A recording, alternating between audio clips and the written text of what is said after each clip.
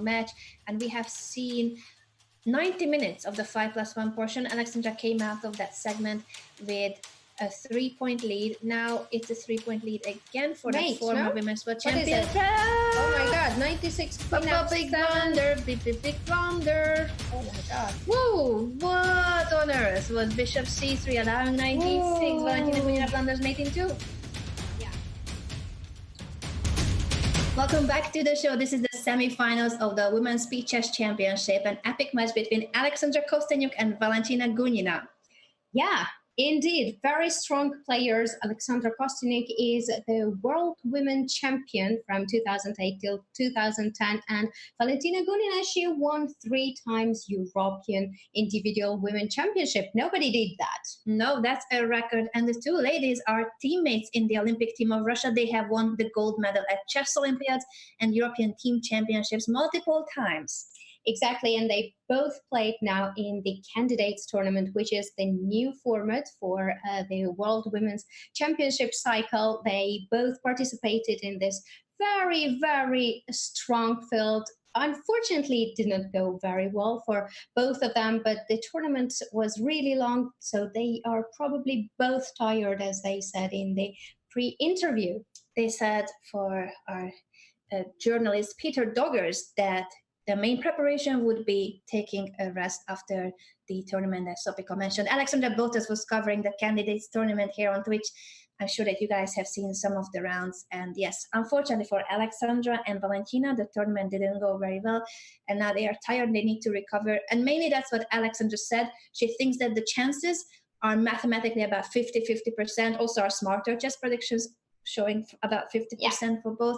But the question will be who managed to recover from Kazan, from the women's candidates. They only had a week between that very strong and tough event and today's match. Yeah, exactly. And now we play the Blitz tournament. So I think the players are more relaxed rather than in Kazan, because you had to play 13 classical games, and it's really tiring. But I hope that they are looking forward for this match and to enjoy and have fun. I think they are ready, and we have looked at their previous records against each other. They have faced each other multiple times in classical chess, in rapid and blitz, and they barely ever make draws. Yeah, so yeah, they are teammates, but no draws. There's always fight on the board, and that's what we are expecting. The first game is about to start, and we will, as usual, have first the 5-minute plus 1 second portion. That is for the first 90 minutes of the show. And these are the first moves. Alexandra Kosteniuk with the white pieces going for 1 knight f3 and g3. Which is very normal. Alexandra plays everything, absolutely everything. She opens the game sometimes with d4, c4, knight f3, but now she chose to play knight f3. Valentina Gunina usually plays the Slav and Miran systems, but Alexandra started the game with knight f3, g3, so now we have the fianchetto variation without c4. If we get c4 at some point, then it might transpose into some lines of Catalan, but now we have very different line on the board with e5. What is this e5 about? So black had to take on f3, eliminate the knight in order to be able to push e5, opening up the position, but the black king is still in the middle of the board, so she has to be very precise and finish development as soon as possible. Yeah, I like the move e5, though probably e6 was also a solid choice, since she got rid of the light squared bishop with the trade on f3. But e5 is more aggressive, and actually that's what Alexandra said in the pre-match interview, that Valentina's main strength is to create the chaos out of nowhere and in any position. Valentina is a very good tactician. Alexandra herself is famous for her attacking chess. So both players are very dynamic, aggressive players, brilliant at finding tactical motifs, but especially Valentina is known, as Alexandra pointed out, for creating chaos out of nowhere. So any position can go crazy, and she is true to herself. She pushes e5 even though she hasn't castled yet. Yeah. e5 is on the board, and c4, d takes c4 is an interesting option. Another interesting option, I think, would be to go e4, but that also has its disadvantages.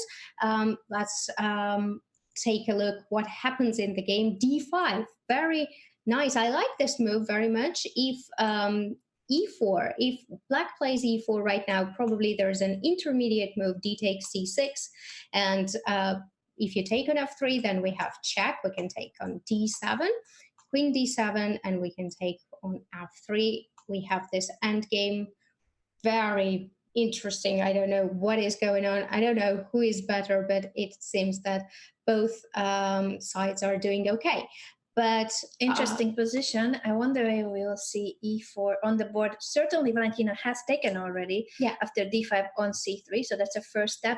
And the other option she has is to capture immediately or castle king side that she has gone for. And now there's a trade on c6, trade that gives a free pawn to Alexandra.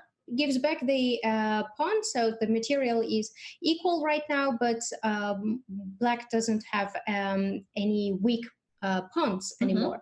Though two bishops versus two knights, that's a very known theme in Speed Chess Championship, I think, because we had a Lahno-Danielian match nearly in every game. We had bishop versus knight. Yeah, I like this maneuver that Alexandra has played, a4 to place the bishop on a3 and then b4 and now pushing a5, gaining more space on the queen side. And I think the two bishops should be strong in this position because there are many open files and open diagonals for the bishops. So the more open the position, the better for the bishops. Yeah.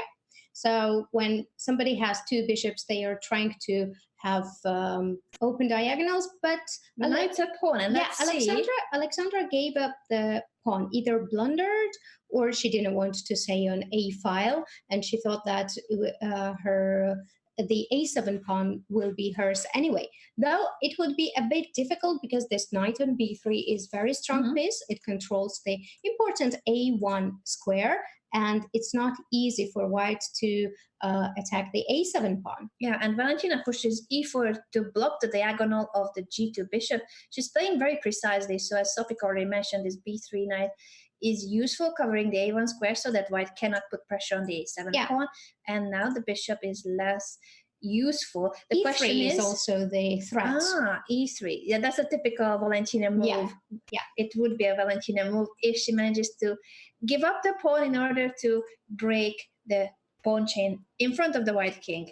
Exactly, and white doesn't want to stop it and play e3 because that would give up the d3 square. So now Valentina has a chance to play e3 and ruin the pawn structure, but of course after e3 so she does. I'm surprised by the pawn push h4, this choice by Alexandra, because she must have seen e3 coming.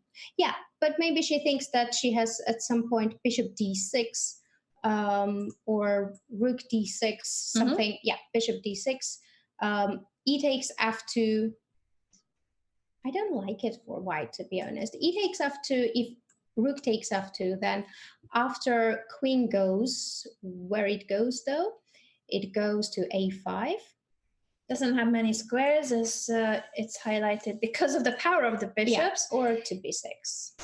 So queen a5, queen b6, queen to d7 is a bit suspicious, but there's a pin on the d file.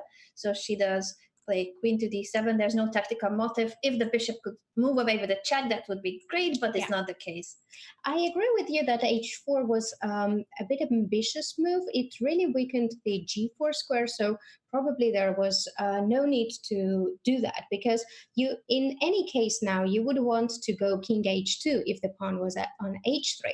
But after king h2, knight g4 is a fork. You cannot do that.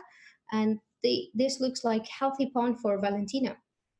I think that this was, yes, an optimistic pawn sacrifice, if it was a pawn sacrifice by Alexandra, giving up the a pawn. Yeah. And then allowing e3 was also a choice that I wouldn't have gone for myself. I think this is now a weakened king side that is going to be difficult to play with. The queen is heading toward the e3 square, and this pin will be annoying, plus the c3 pawn is a target too. Yeah, and this pin is so annoying that you cannot even take on a7 right now because the bishop is hanging on d6. And actually, what white can do, white is already in trouble Rook d7, rook d8 is a very easy plan for black. Knight on b3 is a beast. Mm-hmm. Rook d2, you cannot play. Rook d3, rook d4. No squares are available for white. E4 is very nice. It is a smart way to protect the e3 square by placing the pawn in between. Yeah. But then white will have to be careful about whether this capture works or not. So we shall see the calculation who has outsmarted who. The e pawn falls, and so does the a7 pawn. Yeah, but after queen g6, now white again has to defend the d6 rook and d6 bishop, and after, let's say, queen a3, then the bishop on g2 is gone, so black can play rook c6. Mm-hmm. That's why queen e7. That's more active, but the queen once again has to go away from e7. Doesn't have that many options on the 7th rank. And then I'm scared of moves like rook d8, rook e3 later. This king is looking so vulnerable. Yeah. King g2, she gives up the bishop. What's the rook idea? d6? Queen f7 is hanging. So rook d6, rook d6, queen d6, queen f7. I'm going to show that real quick, that the bishop was untouchable. We see two tacticians facing each other, defending the bishop with a tactical motive, because after this check, the rook falls, so it would be an exchange up for Alexandra. Smart choice. That was very smart to force the rook to come to e8, so that white has time to play king g2. Oh, wait, but then knight c5 happened, and now this is trouble because the queen is hanging, this is pinned, and the knight next move can jump to e4 or to d3, and both will win material. Therefore, Alexandra decides to take the knight and give up an exchange. Yeah, this looks very bad because of the weak king. If the king was safe, then maybe white could have chance to defend it with the bishop, but a dark squared bishop now should not help because the king is very weak. And there is pawn also. It's not only exchange, but it's exchange plus a pawn for black, which should be very huge. Yeah, big advantage for Valentina, and she's also doing very well in terms of time management. It's about twice as much time left for Gunina than for Alexandra Kosteniuk. It's going to be a very difficult start for the chess queen going down in the first game with the white pieces. Yeah, though we expected that there would be no draw, so either of them would go down. We expected a lot of results. We expect a lot of results in these games. Yeah, all decisive results almost. That would be my prediction. Rook e4 was also possible, right? Instead of h5, rook e4, rook g4, or rook h4 was also something scary. There should be many good moves in this position. Valentina is just trying to make sure that she goes for something accurate and not giving much chances to white. Sorry, I just wanted to point out the move rook e4. h5 was played because if black played rook e4, then h5 from white side would be very good. So we can show it on the board.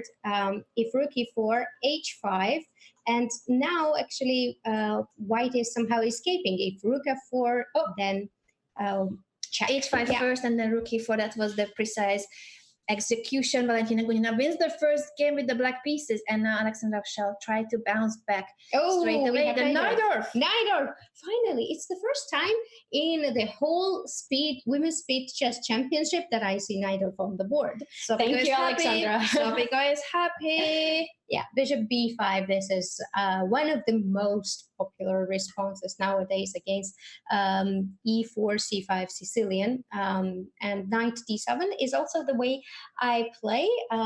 Though I don't play with g6, I usually like to kick the bishop out of b5 and play a6 first. But this is one of the ways it transposes into dragon type of the structure with g6 and d6 and the Sicilian is the dragon. Yeah, and knight c5. I really don't like this bishop on b5, and I really want to so it goes back kick to it out. F1. Yeah. It goes back to f1 without even waiting for a6. But a6 anyway, because black wants to expand on queen side. And white can decide whether to allow b5 or stop it by playing a4. herself. I want to give a shout out to all of you watching, by the way. Over 2,400 chess fans already tuned in for the semifinals of the Women's Beaches Championship. If you are watching on Chess TV or Chess.com, make sure to come to Twitch, and that's where you can hit the follow button so you get a notification next time we go live, because you do not want to miss any of the broadcasts, not just the women's speeches, but junior speeches, the general speeches, and all the Chess.com shows that are there every single day for you guys. And a quick reminder, what are we here for? $20,000 on the line for the Women's Speeches Championship, and the winner will make it to the General Speeches Championship. Yeah. Anish Giri, Sopiko's husband, is the top seed in that field. Ooh, that's going to be tough. And also the other prize, apart from the cash prize, is qualification to the Isle of Man FIDE Grand Swiss tournament in October. Yeah, and that would be very, very interesting to participate there, because not everybody can play. Only top 100 people can play, and top 100 are full of men. I know. Unfortunately, let's change that. I want to get more girls and more women into chess. But yes, it's going to be a very strong tournament in the Isle of Man in October. And the winner of the Isle of Man FIDE Grand Swiss will get a ticket to the candidates. It's all a pyramid system, qualifying from one tournament to the other. Yeah, so many chances. But first, either Alexandra or Valentina has to go to final and then beat Elena Danielian. Yeah, we don't know which Russian lady will make it to the finals. We just know that one of them is going to be one of the members of the Russian Olympic team, because these two superstars, Alexandra Kosteniuk, former women's world champion, Valentina Gunina, 3-time European champion, they have won the gold medal with Team Russia multiple times at Chess Olympiads. Yeah, 3 times in a row. That's, I think, also a record, because they won in 2010, 12 and 14. So what is going on? Many things happened. We have these pawn chain versus the bishop on b7, e4, f3, g2. And a c4 is on the board, which I like it for white, because once you play c4, you are emphasizing that black is also weak on the queen side. But e5 was a smart way to start, because this knight was annoying, but still b5 pawn is weakness. And the knight has been rerouted to c3, from which it attacks the b5 pawn, and is also looking at the d5 square, which is a potential outpost for white's pieces. Yeah. Once knight jumps to b5, then d6 pawn is also something to be careful with. d5, can we play d5 right now? Because the main point in Sicilian is to break through in the center. And this pawn is anyway lost already on b5. We cannot defend it properly. We play knight c4 or bishop a6 or anything else, the pawn will drop.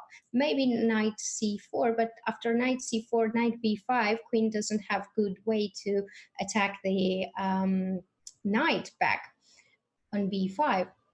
It's d5 must be what Alexandra is calculating. It's not an easy start for her after having lost the first game. Now she is facing a situation where she needs to find compensation, counterplay for the sacrificed, lost pawn. We don't know if it was part of her plan to actually give up the b5 pawn. Yeah, maybe not, but sometimes it's the way the Sicilian is played. d5 is on the board. At least she achieved that the center is open, and there is no weakness anymore on d6. But still, a pawn is a pawn, and it's 2 of them on the queen side. Doesn't look very attractive for connected pass pawns. That means in any endgame, black would be in trouble. So white will definitely try to trade pieces, get into an endgame, while for black, the opposite. She will try to create attack on the king side. This is the target of Alexandra. Let's see if she can somehow arrange an attack. Not going to be easy, because the queen is not on g5, and she would need loads of pieces to come to attack the king. Yeah, I would think that it would be nice for black to trade actually the dark squared bishop, because of the pawn structure of h3, g2, f3. If you play bishop h4, then g3 square would be very weak. Another thing is that if you can use it, and if it's useful at all. So Alexandra tries to keep the queens and keep the pieces on the board. As Anna mentioned, it's the way to play. Alexandra should try to create something going on the king side, but first she tries to blockade the queen side so that pawns don't roll, and then she may find some counterattack. So far, it's a good blockade on the dark squares, but white is trying to undermine it by placing the rook on e4, the queen on b3. And there's always a question whether she can take on d5, sacrifice that rook there, to then also get the b4 bishop. It will be two minor pieces for the rook, which is pretty good. Yeah, it actually rook e4 kind of forces the rook and two bishops, rook and two pieces, because after rook e4, if you play bishop c5, white anyway can take on d5 right now. Rook d5, bishop d5, queen d5 will be again two pieces for the rook, which looks pretty good. Yes, I also like the idea of giving up the rook for two minor pieces. Normally, a rook and a pawn equals two minor pieces, if we consider the value of the pieces. And in this position, white already has an extra pawn, so it's a good trade to take on d5. Exactly. So rook d5. Will she play rook d5? I would play rook d5. There is, of course, some danger that you have to calculate, like what really happens. But I think white king is completely safe, and two pieces versus rook and a pawn should be enough for converting this game. Material-wise, it is Valentina once again who is doing very well, but now Alexandra has more time, so at least the clock is on Alexandra's side, and there are still tricks in the position because of the rook on the second rank, check on b6, or takes on a4 to get at least one of the pawns back. Still practical chances for the chess queen. Yeah, probably knight has to go back now, maybe knight c3, rook e2, bishop e2, and there are chances, of course, for black to hold it, but definitely white has advantage. Yeah, a bit of a tension here because the bishop cannot be moved. You need to protect it with a move like rook to f2. But then h5 might be a problem. h5, and this king is a bit strange on g3, and it has to be protecting the rook on f2. So Alexandra has created some chances here because of this practical decision of going for the a pawn and then keeping the rooks on the board. Yeah, rook f2 is kind of the only way. h5 probably will be met with h4. But then white still has to do something to unpin himself, maybe bishop out and then rook d2, that would be ideal. Or queen d2, bishop c4. Yeah, h5 is an option, queen e3 is an option. Alexandra has now some tactical elements in the position that may work for her. Yeah. Queen e3 was a nice one, but queen e3, queen e4 still would be queen e4. I expected more like queen d2, because then h4, white could go back to h2, and also white would threaten the rook, but queen e4 is, of course, a very nice move as well, because we just want to play now bishop c4. It looks very good for Valentina, very good start. She's putting Alexandra under pressure from the opening, I would say, and they are both managing time well so far. But in these two games, Valentina is definitely having good games and good positions. Good start for the three-time European champion, but Alexandra will definitely not throw the towel in, and she's here to get into the finals. Both of them are extremely competitive, even if they are teammates.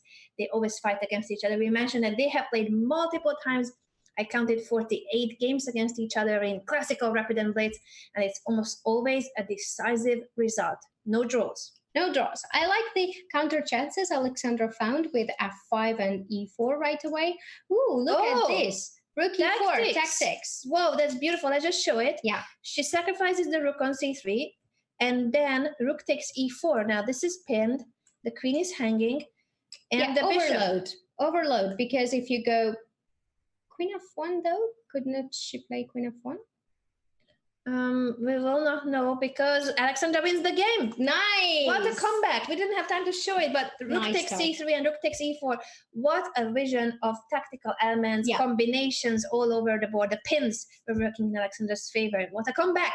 Yeah, very, very nice comeback with a sharp tactical motive. And we have third game on the board, Caro-Kann variation with not d4, but e4, c6, c4. Yeah, and those of you who want to see the finish of the game, why it was winning, you can go to Chess.com and search for Chess Queen. If you find her profile, it's going to be among their most recent games. We don't have time to go back to past games because the Speed Chess Championship is all about the speed in commentary as well. So do check out the games by going to the profile of the players if you want to analyze more.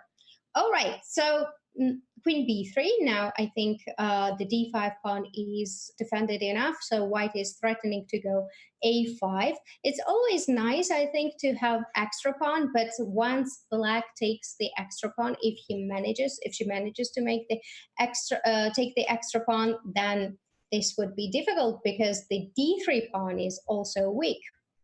I was expecting a lot of Caro-Kann, so I'm happy to see the first one. This is the normal repertoire. Alexandra going for e4, and Gunina has been playing the Caro-Kann for many, many years. Even as a kid, when I met her for the first time, and I think I was like 13 and she was under 10, and she already played the Caro-Kann as far as I can tell. Yeah, she plays Caro-Kann nearly all her life, and they both have actually very good preparation still from candidates tournament because they knew that they were qualified to candidates a long time ago. So of course they had some preparation in the matches before. We were saying that it's tricky to show the openings you prepared, but now they can actually use it.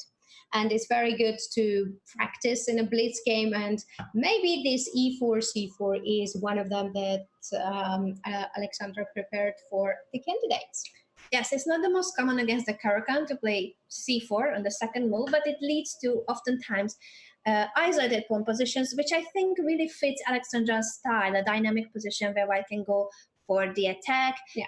In comparison to like other more strategic lines that I would prefer, where I have my pawn structure healthy but no attack. Yeah, Alexandra goes for this type of positions. Yeah, knight d7.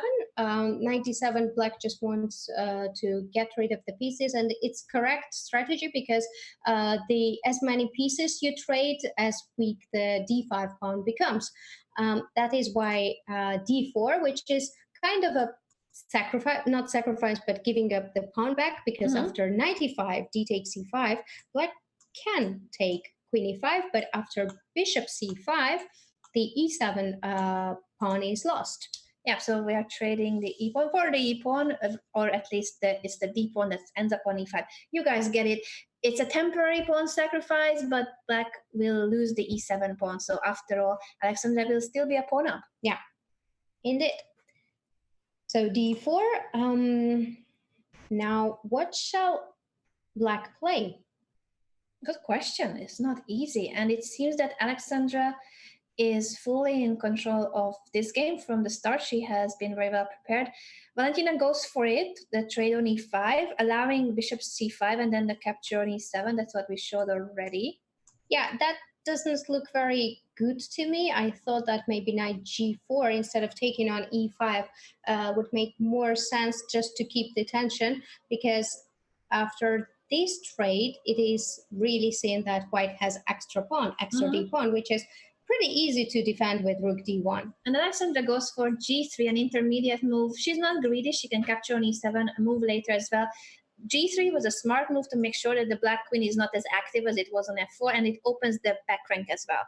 Yeah, though she has to be careful with the king for now. Ooh, and this type of this type of moves. The rook is hanging, but there was a threat of mate on h2 when black plays knight g4, and now the f2 pawn is hanging as well. What a dynamic play by Valentina. Yeah, crazy things going. Bishop f8 probably can still be taken. Bishop f2, king g2, but then e1 rook is also hanging.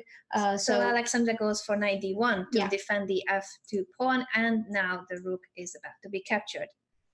Though after rook e8, there's going to be pin. But d6 is enough. Protects the bishop and threatens bishop takes f7. This is the position that Alexandra is aiming for. Yeah. So it is all about the speed here, because the speed of the attack. Black has to do a lot of things. Maybe queen d2 is one of the options to put more pressure on f2 pawn and also on e1 rook. Queen d2, rook f1 probably. And after rook f1, maybe bishop c2. What do you think? Position. Let's catch up with the current game. So this is what we have been analyzing. Yeah. After bishop e7, rook e8 happened, d6, queen to d2, threatening the rook on e1 and the f2 pawn, rook e2, and now queen a5. Interesting how the queen from h6 went onto the other side of the board, complete opposite side. Yeah. And bishop takes f7. I'm not sure if this queen d2 was a genius move, because it does lose the exchange. The rook is lost on e8 for a bishop, and now queen takes b7. I think Alexandra is just completely winning. Yeah, threatening, I agree with you. Threatening everything. Bishop d8, discover check, winning the queen is one of the many threats. I agree with you. It is not looking good for Valentina, but it is tough to play probably psychologically as well, because, yeah, we say that in Blitz you don't have that much time to think, and not that much time to think about psychology. But Valentina had a winning game in the second round, and then Alexandra, she found some tactics, and it probably frustrated Valentina. And now, but she has a lot of games to recover, as there is still more than an hour left for the 5+1 portion, and then we will have an hour for the 3+1 portion and half an hour for the bullet portion. Look at this beautiful move. Bishop f8 checks. So bishop c8 attacks the queen. That's why bishop d8 now is not a good idea, because the queen on b7 is hanging with bishop f8 is a double check. Discovered double check. Yeah. And if king takes f8, we can show real quick. If king takes f8, then we would take on e8. And then you take the bishop or give mate in one, which I think is better than taking a bishop. Yeah, a little bit better. King g8, probably queen queen b3, then king f8. Let's see the game. After king g8, queen b3 check was indeed given. Now king takes f8, rook e8, king e8. Queen. And where's the mate? Queen g8. Where's the mate? Where's the mate? Where's the mate? Where's the mate? Okay, at least queen c4 cannot be played because of queen e1, I think. But queen g8 check, taking the pawns. But this is not convincing enough. No. She has a lot of pawns, though, but still, pieces are pieces. It feels like Alexandra has missed an easier, more decisive continuation. So her position must have been completely winning. It still looks nice, but it's not as clear-cut, especially now with this threat on f2. Yeah. I don't even know if white is really better here, because with the knight on g4 and the bishop on d4, it's very strong. Trade on f4. So now this is an endgame where white has a rook and many pawns against two minor pieces. Material-wise, white is doing great, but her pawn structure is vulnerable. The h4 pawn is about to drop. Giving up b2 pawn, though. Yeah, b2 and h4 are hanging. Maybe if we take bishop b2, rook d1 check, probably. King goes to e7. King should be closer to the pawns. It's still tricky for black, because white has a lot of pawns for two pieces, but it should be holdable.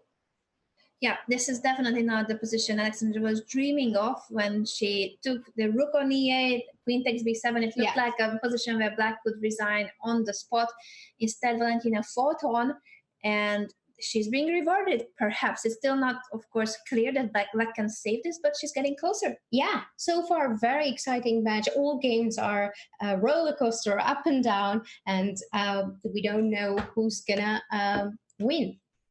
And the time situation, well, that's the thing that Alexandra has been keeping very well. Yeah. So it's still a minute and a half for the chess queen and only 19 seconds left for Valentina Gunina. But she's a very good blitz player, just like Alexandra. Actually, the two ladies are famous for their blitz skills as well, not just being two of the top players in the world. Exactly. And now actually white also has to be a bit careful because the a6 pawn is still alive, and if black manages to get a4 pawn, then black would have a passer. You don't want to give a pass pawn to black, but she has flagged. Valentina Gunina loses on time. I did not expect that coming because she is normally very quick. She must have thought for a little too long. There's only a 1 second increment. Yeah. And before we go on with this game, after it's a 1 point lead for Alexandra Kosteniuk, let's just tell everyone that we always have a question of the day. We do want to know your opinion. And today's question is about women's chess. Of course, what is your favorite chess game ever played by a female player? Oh, there are so many games. Let's come up with a list. Tell us on Twitter by using the hashtag SpeedChess what are some of your favorite chess games ever played by female players, and that can include any of your favorite female players. Sapiko should make it to the list too because she has some brilliant attacking games. I showed your game the other day when we streamed with John a few weeks ago. Oh, that's another thing. It was a very nice attacking game. But you can, of course, pick any of the players from today. Judith Polgar is a great choice too, I'm just saying. But tell us about your favorite games ever played by female players. It doesn't have to be two female players against each other, but the winner of the game, a female player. Polgar versus Kasparov was one of them. Good choice. Good choice. I would go for that as a. But I like so many of Judith's games. I will also go for the Polgar Smirin game against the Pirk, that kingside attack. Too many good games by Judith, and of course many other strong women players. So come up with a list, tell us by using the hashtag SpeedChess. Now back to this match where Alexandra Kosteniuk has taken the lead after a very poor start. She lost the first game, and now she bounced back fully. She won 2 games in a row. Can we make it a third win for Alexandra? She's trying to do that for sure. Let's see. She's playing with black pieces in this game, and she is being active so far, though she didn't castle yet. But she has 3 extra pawns for now. I'm not good in counting, but should be 3.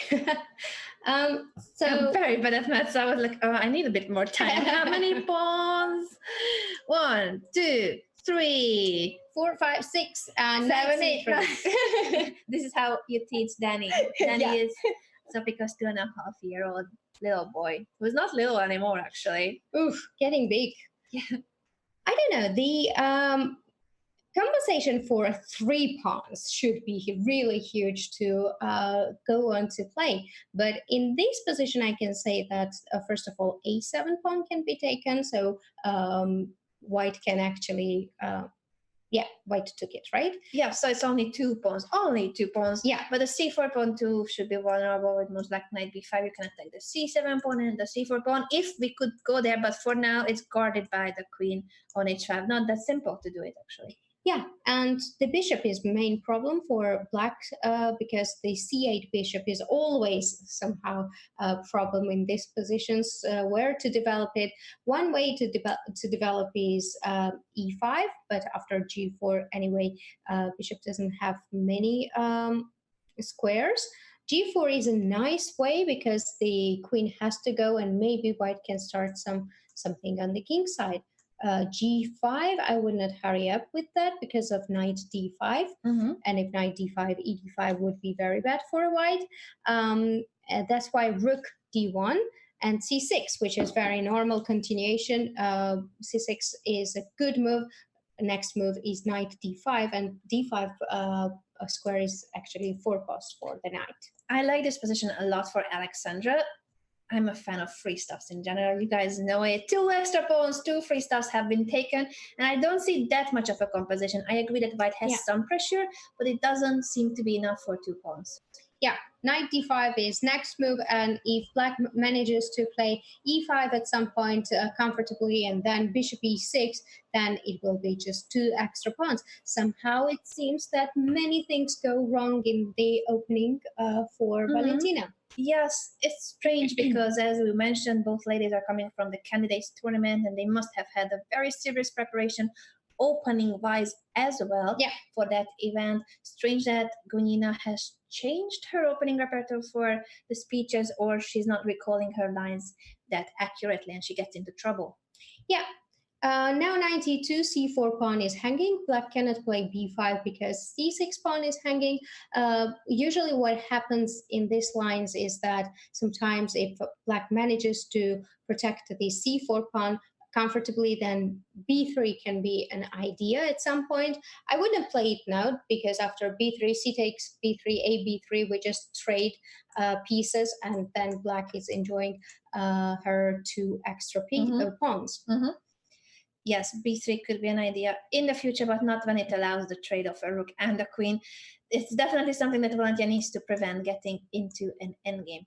I see that we are already over 3,300 chess fans. Shout out to everybody watching on Chess TV, on Chess.com, and on Twitch. Make sure that if you are not watching on Twitch, you do come by to twitch.tv/chess and click on the follow button, because that's how you will get notified next time we go live. And the finals are coming up next week, next Thursday. We will know who will be the champion.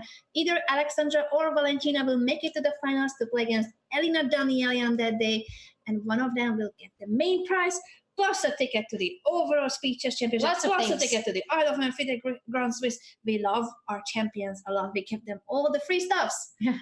We do. But what to do in this game? Because after f6, we cannot go queen g5 anymore. Maybe we have to try something with g5. Bishop f1 is one of the ways, but bishop f1, b5, and then after queen moves, a4 or b3 can be an option. A4 to open up the position as quickly as possible, because this pawn chain has already been very secure. 2 extra pawns for Alexandra. A4 and if A takes B5, there is a, sorry, I'm clicking here and there. There's going to be a trade on the A file, and then Alexandra can take back on B5. It seems to be still safe and sound for the chess queen. Yeah. Another thing is that black can go rook A7, rook EA7, and then white will be in trouble with A4. Looks like that this bishop is now okay on c8, and we don't need to develop it, because first we want to stabilize a situation on the queen side and in the center, and then think of development. I like very much the move b5, rook e7, and now rook a7. Now it will be very, very difficult for Valentina to find a good move. She will only have chances if she manages to create some attack against the king, but the rook is very well placed on a7, putting pressure on the a5 and also defending the g7 pawn. So it's a multi-purpose piece. I don't see how the white queen will get into the game in a sense that it would create any attack. f6 is a very strong move, preventing queen g5. Yeah, and this knight on d5 is just an amazing piece. Tough to find a good move here. I think, b3 is one of the most, but after c takes b3, queen b3, black can take on a4, rook a4, rook a4, rook a4, and I don't see anything for white. It would be 3 healthy extra pawns. Looking great for the chess queen, and look at the time management too. 2.5 minutes left for Alexandra and only 37 seconds for Valentina Gunina. With the 1 point lead, Alexandra seems to be getting yet another point. She is on a roll. It's gonna be a 3-game winning streak. If Alexandra gets this point, she should be, for the extra material she has. Yeah, three pawns should be enough to convert this game into a full point, but we never know what happens because it's a blitz game and there can be lots of blunders. So until the point is not there, don't relax. Indeed, until the clocks are running and there are moves being played, anything can happen. We have seen big blunders in the Speeches Championship, in every Speeches Championship, not just the women's and junior, but the general Speeches Championship too in previous years. So anything can happen with short time control. But 8 seconds left for Valentina Gunina. I cannot look anymore. Woo! Knight f6 tactics going on, but I don't think it helps. Because there are still lots of pawns, though a chance for Valentina. 7 seconds is really not so much time, but kudos to Valentina to create some attack with the bishop maneuver, and after g6 tactics on the board. So she gave up a piece temporarily to then give a check on d8 and win the bishop. That is, she has got one of the pawns back, but it was already 3 pawns down for her. Now it's still 2 pawns down for Gunina, and Alexandra should be winning this game. G7, rook b8, and after rook b8, queen c7 should be enough to trap the rook, shouldn't it be? Yeah. Queen c7, queen e6. Wait, though. King g7, rook b8. Sopica's trying to trap the rook of white. And it seems to be working. Queen e6, queen b8, queen e7, king g8. Yeah, we're getting a little far from the game, so let's see if it happens. After rook h8, rook d4 was played. It also seems to be really strong with a check on d1. And a few moves later, Alexandra wins because it's a 2 pawns up endgame where the piece was also hanging. So a good game by Alexandra. 3-game winning streak, and now it's a 2-point lead. Yeah, and we see that Valentina is really not happy about the outcome of the games, but she has a lot of time to come back and bounce back. 3-point lead for Alexandra is so far a very good start, but still, Valentina is very strong opponent, and she has a chance to come back. I agree with you. This match is nowhere near decided. We have over 46 minutes left from the 5+1 portion, and after that we have an hour of 3+1, that is 3 minutes plus 1 second, and the final half an hour of the show is bullet. Ooh, that's going to be exciting. It is. The Burley is on the board, and I don't know is that a good choice for Valentina. Normally it wouldn't be the opening, I would say, that fits her style the most. Yeah, though she probably worked on it before the candidate, so she knows details, how to play it, and she wants to try everything. First, she tried Caro-Kann, then actually Alexandra is the one who is changing the openings all the time. First knight f3, then d4, c4, now e4, everything she tried so far. And it is a nice start because it's a very long match and both players are finding out which opening works good for them. And Alexandra is getting some refreshment. I wonder if her daughter Francesca is still sitting next to her when we had the setup stage of the show, that is about half an hour before the show actually starts. The players were already there, of course, getting the setup on Chess.com and the cameras, and Francesca was there supporting her mom. That's very important. Yeah, you must follow, by the way, Chess Queen on Twitch, because she streams regularly, and Francesca has made an appearance on Alexandra's streams a couple of times. She has a great voice. I saw her singing on Twitch. Yeah, they both love singing, and mother and daughter duets on Twitch, so make sure you follow them. That's something that could be also a show on your channel. I heard Sophika singing to Daniel, and she's got a beautiful voice. Yeah, it's true. Knight d6 check, though. Knight d6 check. If c takes, e takes. This is a temporary piece sacrifice because the bishop on e7 drops, and this bishop on b7 is also in trouble. Yeah, white won the pawn, so Alexandra is in great shape, finding all sharp tactics, and it is a bit frustrating for Valentina. Third game in a row, also misses some tactics.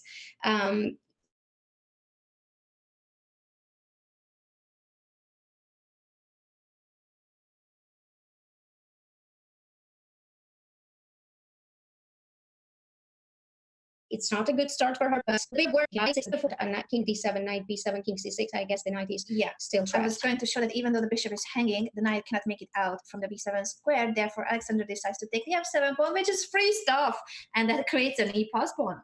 Yeah, though it might be a bit risky because the c2 pawn is also hanging with a fork. With a fork, and if a rook f8 is on the board right now, after rook f8, e6, knight e6. Knight e6, rook f7 might be, that's what happened. Knight c2 is on the board. Maybe we can show it. Knight c2, e6. Yeah, let me just get back to the game. Yeah. Knight takes c2, e6 check. Both the e1 and a1 rook are hanging, but also the h8 rook, and black can only take one of the rooks. Yeah, bishop b2 still looks very good for white because of the e6 pawn, and it is an extra pawn. No, it's not an extra pawn. It looks like an extra pawn because it's a very advanced pass pawn. Yeah, it is, and black's problem is to coordinate pieces. Now, if black manages to play bishop c6 and king b7, rook d8 maybe, or rook f8 without any problem, then it might be okay.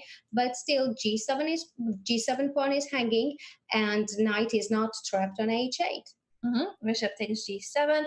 Now that is an extra pawn. Finally, a free stuff that we can shout out. It looks menacing. The e6 pawn and an f pass pawn as well. Connected pass pawns. By black's 2 pawns, the c double pawns are not doing anything. They are not even pass pawns. Yeah, there are not rook g8 to create threat, but there is no threat to take g2 pawn because knight on f4 defends it. We have to do something with the knight on c2 because it doesn't do anything.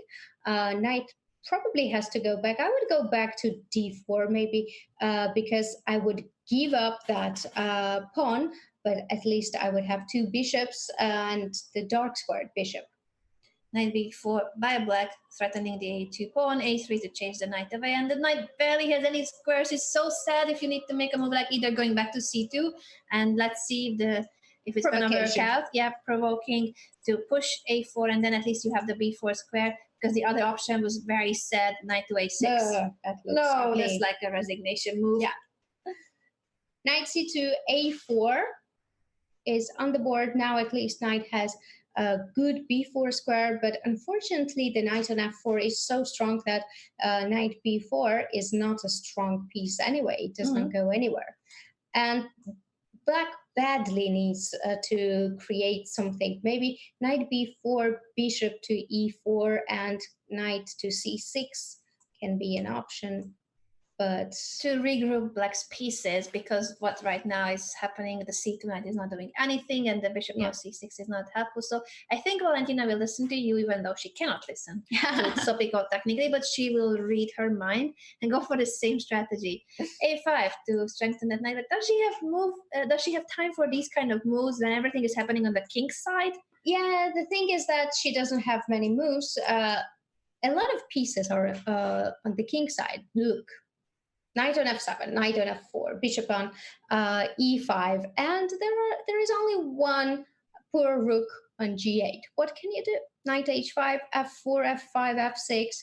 That's it. It's over. a5, knight a6. Also, she has some ideas to create some counterattack, maybe with c4. And if she manages to play c4, bishop a4, rook knight c5, then she can create some problems. But I don't think she's in time because f4, f5, f6 should be very quick. Yeah. Big shout out to Alireza Firuza, one of the most talented players of Iran and youngest grandmasters of his country. For the raid, thank you so much for coming over. This is the Women's Speed Chess Championship. We are covering the semi-final match against the 2 ladies against each other. That is Alexandra Kosteniuk fighting versus Gunina. Valentina Gunina, the two are teammates on the Olympic team of Russia. And today they are fighting for that 1 seat that's left in the finals against Elena Danielian. $20,000 on the line overall. Yeah, let us know, who do you support? Who do you want to see in the final versus the Armenian grandmaster Elena Danielian? So far, Alexandra is doing great. She also has winning position. So if she wins this one, it will be 4 wins in a row. Yeah. It's going to be a 4-game winning streak. Alexandra started with a loss in the first game with the white pieces, but then she bounced back immediately. The second game was shaky. It was Valentina who had the upper hand in the winning position, but Alexandra got on her tactical version gloves, goggles, both, because she then moved the mouse real quick for that sacrifice on c3, exchange sacrifice, and then the pins were working out for Alexandra. Yeah, It was a crazy game. Since that, she is just dominating, but still a lot of games left. So Valentina definitely has time to bounce back. All she needs to do is to get together and get the tactics going on. Where is the chaos? Where's the chaos on the board? Knight, rook d7, knight d6. Ooh, 96, stepping into it. I was 96. pointing at the square already. It's a triple fork. Alexandra can choose whether she wants to take the rook, the bishop. Well, of course, you choose the rook if you can. But that was a blunder, the first big blunder of the match. That was a clear rook d7, clear intention because of pinning the c7 pawn, knight d6 fork. Yeah.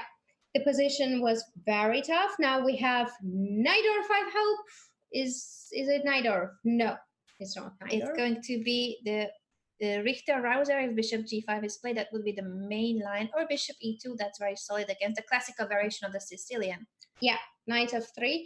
Though knight f3, knight b3 is another option. Knight f3. Now after h6, h3, this is just a prophylactic move not to allow bishop g5 and bishop g4 to get the d5 square. For white, it's important here to get control of the center and use the d5 square.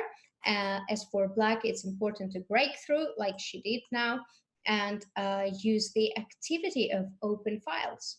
I think Alexandra is one more time doing very well. She has been great in the opening stage of the last couple of games, and it seems that Valentina still has to find herself. I think she is still bothered by the second game where she had a winning position. Psychologically, it's very difficult to get over something that you knew that you were winning. She could have led the match with 2 points. It would have been 2-0, and instead the tables turned and the match is now a 3-point lead for Alexandra. Tell us about your prediction. What do you think will be the overall score? Who are you rooting for? And what will be the result? The Smarter Chess predictions say that this is a very tight match with a 50% chances almost for every single segment. It gives the same score for the 5+1, same score for 3+1, and a 1-point lead for Alexandra in bullet. Anything can happen. Ooh, there's another Anything thing. can happen. Another thing going on. Okay, it was an exchange sacrifice on d5 to then win back the exchange, but it's not just an exchange. It's going to be a full rook because black cannot play knight to b4 to protect the d5 rook. Yeah, f6 was an unfortunate move for Alexandra, and maybe now this game will give strength to Valentina to come up and get together once again and win the games and tie the score. A piece up for Gunina, and this should be an easy win. She still has plenty of time as well, 4 minutes, over 4 minutes for both players. So this is going to be just a few more moves played by Alexandra. I think she needs to accept the fact that she blundered with takes d5, and it's sad, it's disappointing, but she has to. Yeah. Now e4 pawn will be lost, and this is a piece up, so it's really not something that needs a lot of command.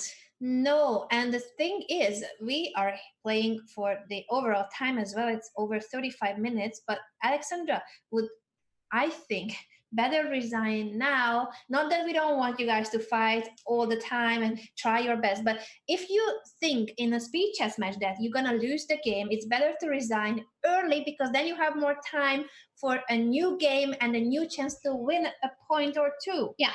Though she has 3-point lead, so maybe she's being very smart and she wants that they use a lot of time so that Valentina doesn't have a chance to come back easily. But yeah, she resigned.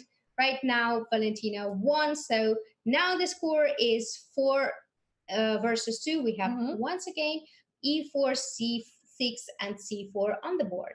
The same variation against the Caro-Kann. It leads to the isolated pawn structures, that is the Panov attack against the Caro-Kann defense, but a different move order. Yeah, this time Valentina decides not to give a chance to white to keep the d5 pawn, so she right away takes it, not like in the second game.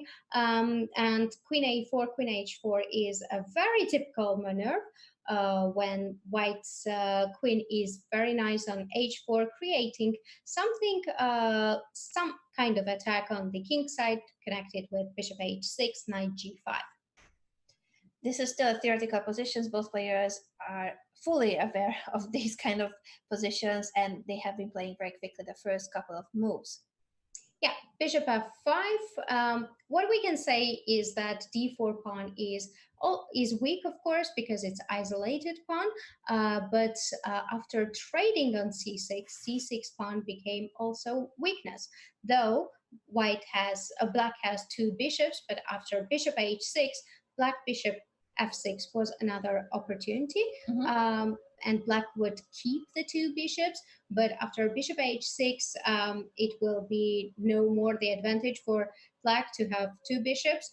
And these pawns, d4 versus c6, is always some kind of trouble, I think, for white, because d4 pawn, you can never comfortably attack the c6 pawn, as the d4 pawn will be lost. That is very true. So it is two isolated pawns, one for each player, but the d4 pawn is more accessible, therefore more vulnerable. Black can play rook to d6 that defends the c6 pawn and is ready to double rooks on the d5, or rook c8 to support the pawn. It's still, I think, a roughly equal fight, because white is going to double rooks on the c5 to put pressure on the c6 pawn. And we may see a move repetition. I think this is the game where I would predict a draw. Yeah, the first one. One of the few games where it's likely that it's going to be a draw. True.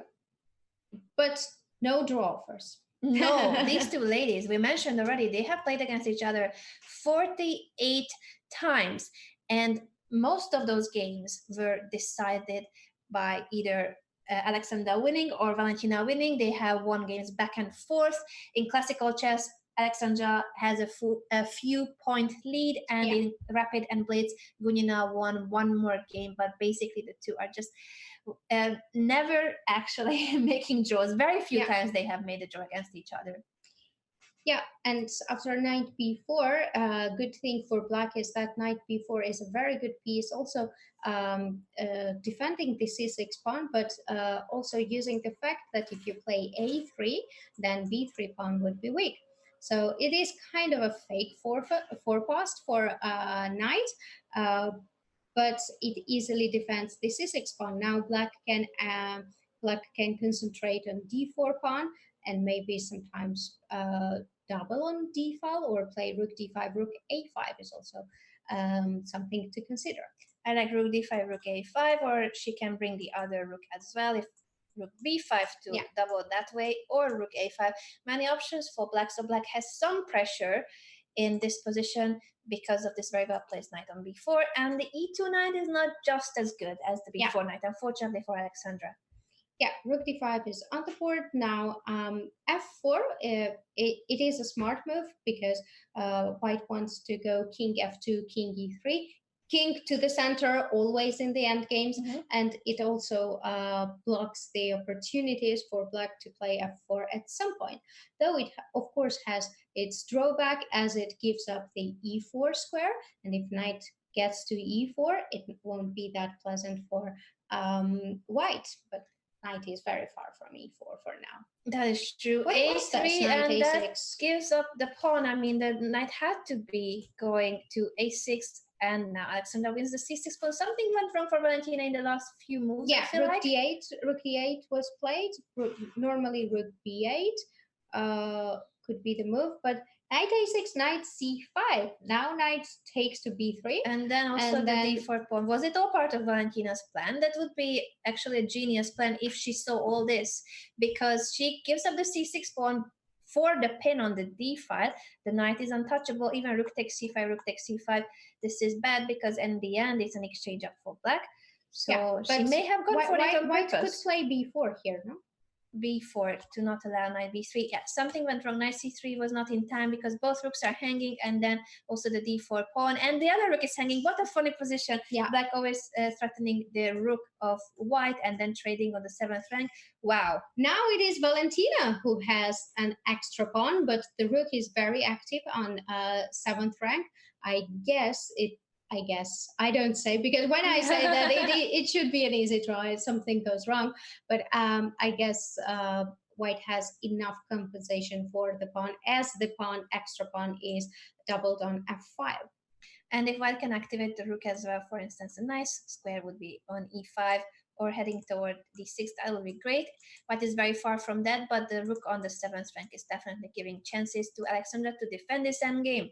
But whoa, I still can't believe that position. And whether Gunina saw everything in advance when she played rook bda, this knight a6, knight c5 idea. Yeah, that's something we can ask them in the interviews after the match. If we will remember, because it's going to be in like 3 hours. But yeah, we'll try our best. There's going to be so many exciting games that will happen in this portion, and then the 3+1, and in the end, bullet. So after rook d7, the knight is attacked. And we can go to rook endgame. Oh, repeating moves. This could be a draw for rook d7, knight c6, rook c7. Why not rook b3? Will Valentina go for it? She's a pawn up. She should try to win. But the a7 pawn is also hanging. Perhaps she sees no way to actually not make a draw. Yeah, because after knight d4, what is the problem is that rook b3, rook c7 you cannot play because of rook c3, knight e2. Yeah, unfortunately we will not have time to analyze that because the next game is starting right after one another. If you guys want to look at any of the previous games or more positions from the games that we have looked at, make sure to look up Chess Queen and Vanina 1989 on chess.com, find their profiles and click on game history. Yeah, and we have now Catalan on the board with early d takes c5 and knight c6. There are many options for black after d takes c4. One of these, this is very rare, I think, variation to start with bishop g5 right away and then e3, though it probably became very popular already.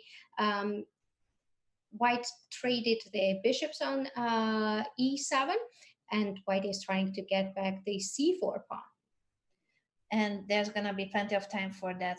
White is not even in a rush, pushes a4 to stop black from defending the c4 pawn with b5, and then she can go for knight a3, knight d2, or queen c2, many ways to attack the c4 pawn and get it back.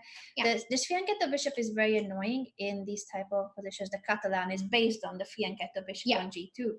It is. One of the ways now to defend the c4 pawn is to play knight a5, but knight a5 gives up the e5 square, so white knight can jump knight e5 as the d4 pawn is already defended.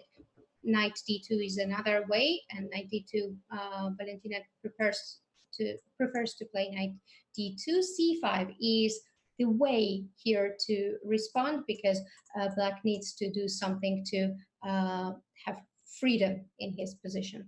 Freedom in the position, but trouble on the king side if black doesn't react correctly. There was a threat of mate. 9g6 covers the diagonal, but h4, h5, for instance, is one option if Gunina wants to go a bit of a aggressive attacker mode. Knight e4 seems to be a better decision, I think. It's solid, it protects the pawn, head towards the d6 square, and then we'll grab the c4 pawn. Yeah, now black can take the c5 pawn, knight c4, then knight c4, queen c4, or black can actually keep the pin and not take the c4 knight yet. A reminder about the question of the day, that it's with the hashtag speeches. If you want to let us know about your opinion on what are some of your favorite games played by female players, make sure to tweet us by using the hashtag speeches and come up with a great list of amazing female players such as Judith Polgar, but of course there have been so many other ones as well. Judith has been the strongest ever, leading the women's ranking for 26 years. And that, of course, is an achievement that will be very difficult to match in the future as well. But we want to see a good list about the games that impressed you by female players recently or back in history. We do. And also let us know who do you support in this match, because one of the girls, they will go into finals and play versus Armenian Grandmaster Elena Danielian. Yeah. What's going on? Sorry, just about the question, I forgot to add that if you can include a GIF, that's even better, and then we can see the game that you are referring to. You can create a GIF by using chess.com/GIF. GIFs. Chess.com/GIFs. Almost like gifts, but without a T. I like gifts. Free stuff.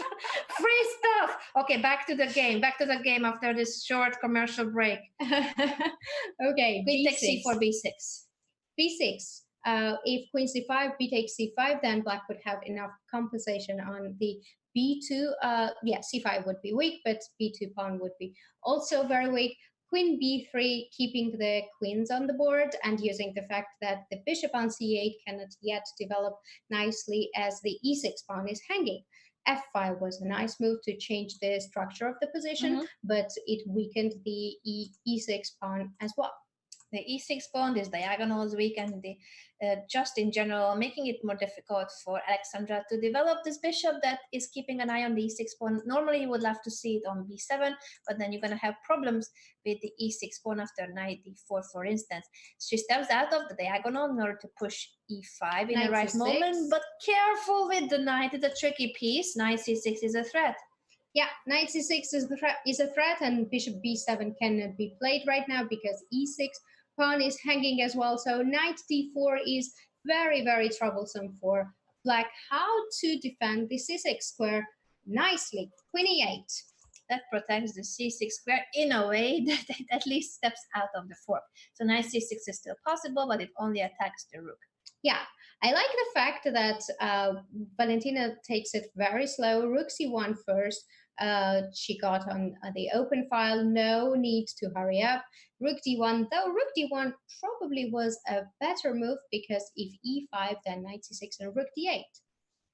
Now there's a trade on d7, and this knight is still annoying, about to pick up the a7 pawn, but so is the a4 pawn hanging and the b6 pawn. Yeah. Whoa! f4, look at that attempt to go for a kingside attack, because the queen side is pretty much lost for Alexandra. Yeah. So she tries her luck against the white king. Yeah. Though I feel that Valentina is on her way to bounce back and win this game once again, and then there will be a very little damage in the score for her. It would be just 1 point, which means nothing, as we still have 20 minutes for the 5+1 portion, and then 1 hour for 3+1 and half an hour for the bullet. I'm so looking forward to it. And will Alexandra manage to create some attack now that this a pawn is marching? It's all about the king side now, whether she will have counter chances. If she takes, there's still defense on f2 because of the queen protecting the f2 pawn. And the only thing is that for pushing the a pawn, you would love to get the knight out of a7 or start pushing the b pawn too. That's another option. Connected pass pawns. Yeah, so far it looks good, but knight f3 is not an option, unfortunately, for black right now, because after trade... Oh, is it an option? For it anyway. Okay, yeah, queen d7, queen f2 is there. Yeah, so she can't take on d7, Gunina, because Alexandra will take on f2, and then it's at least a perpetual. Yeah. Is it, though? King h3, I've just managed to get out of the perpetual. There's also check here. Then oh yeah, this is good because if queen h3, rook f2, though the back rank is weak. Yeah, it's so a we funny can position. Yeah, oh wait, but this protects the c8 That's amazing. Square. Okay, you can take it and then keep the exchange. What a lengthy and not relevant line. Let's go back to the game. I think very relevant because she had to take Actually, and yeah. Now bishop h3 is a threat.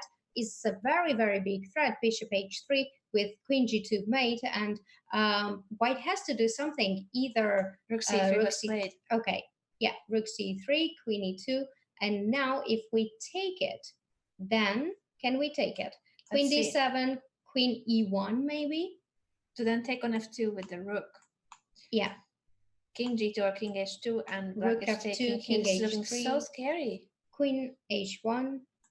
King g4, h5, king g5, and white managed to escape.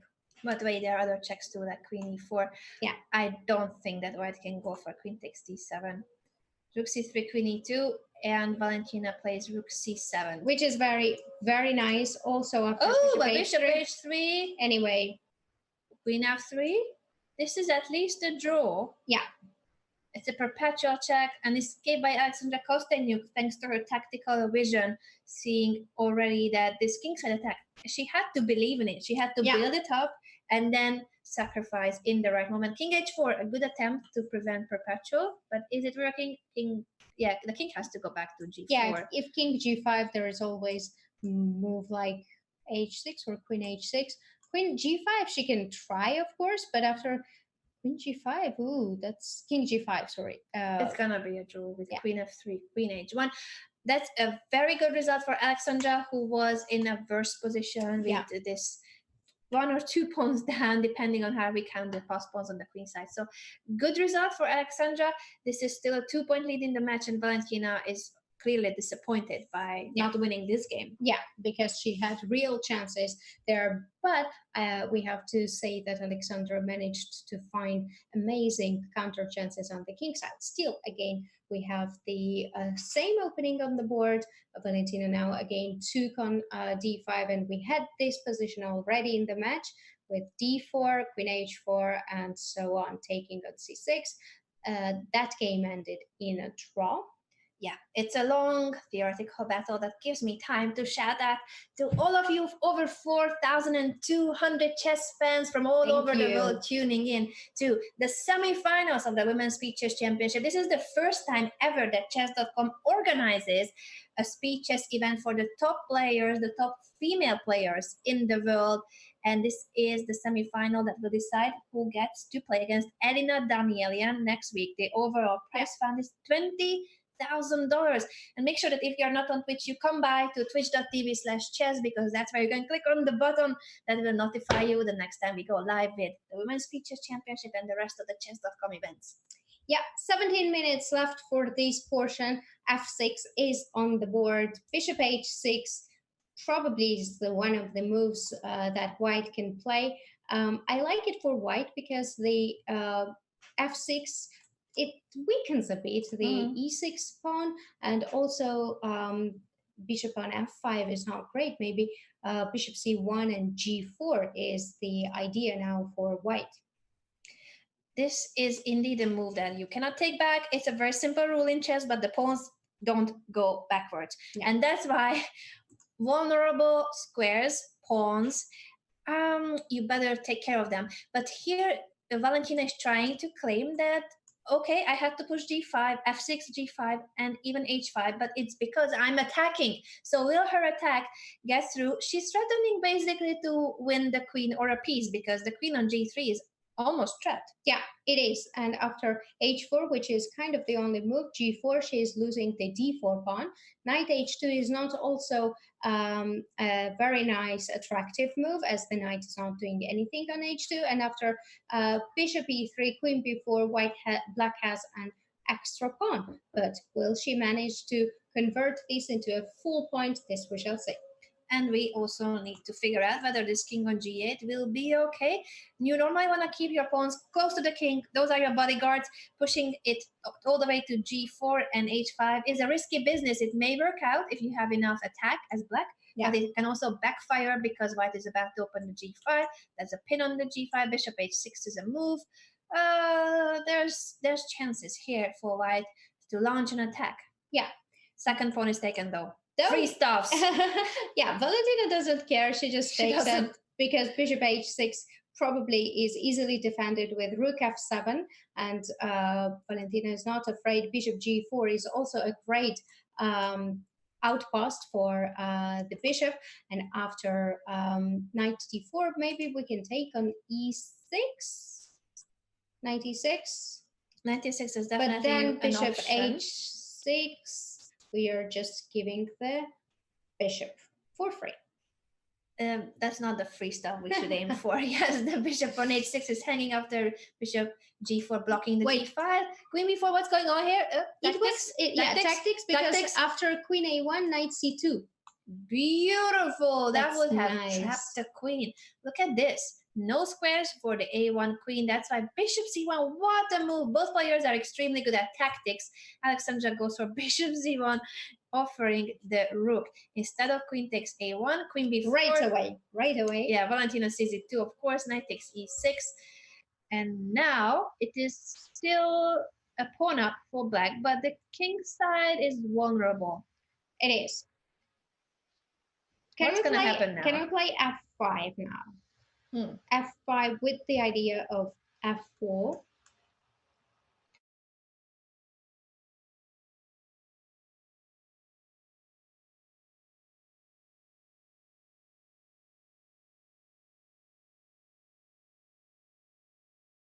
f5, so yeah, because of my moving, and also there's pen. Rook g7, and oh no, bishop e6, bishop e6, and rook e6 is on the board. F5 right now. That makes more sense because now we want to take on c3, and if, for example, something rook g6, what are we going to do on rook g6? Then we can just take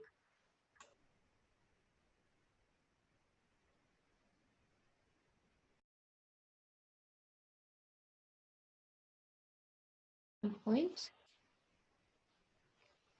Let's see if rook g6 will happen. Rook g6 and then bishop h6.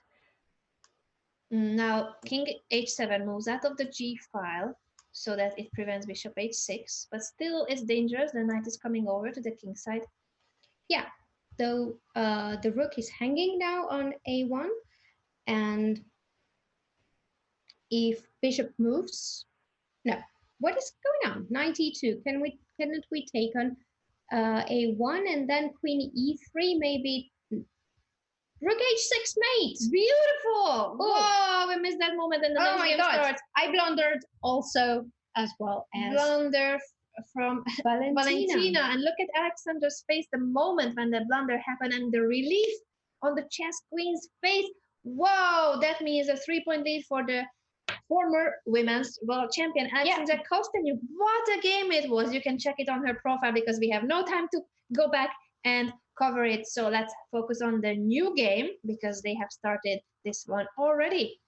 Yeah, again, Catalan is on the board, and Valentina plays bishop g5, e3 once again, though now chess queen, she changes the preparation and she goes for right away b5, bishop b7, which seems to be more active and faster than the other variation, faster in development.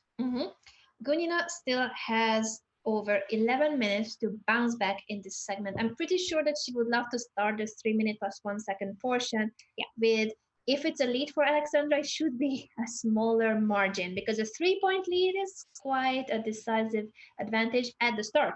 It still doesn't mean anything for the match because we're going to have an hour of 3 plus 1 portion, 3-minute plus 1 second increment, and then half an hour of bullet. Yeah. And we already saw that Valentina is very much able to bounce back and equal the score. So 3-point lead looks very good for chess queen, but she should not relax. Also, if we look at the history of speed chess matches, it was a 3-point deficit. That was the biggest that a player could come back from. Yeah. So if it's going to become a 4-point lead for Alexandra, it's either that Valentina will break another speed chess record by bouncing back and winning the match, or it's going to be just going in favor of the chess queen. We shall see.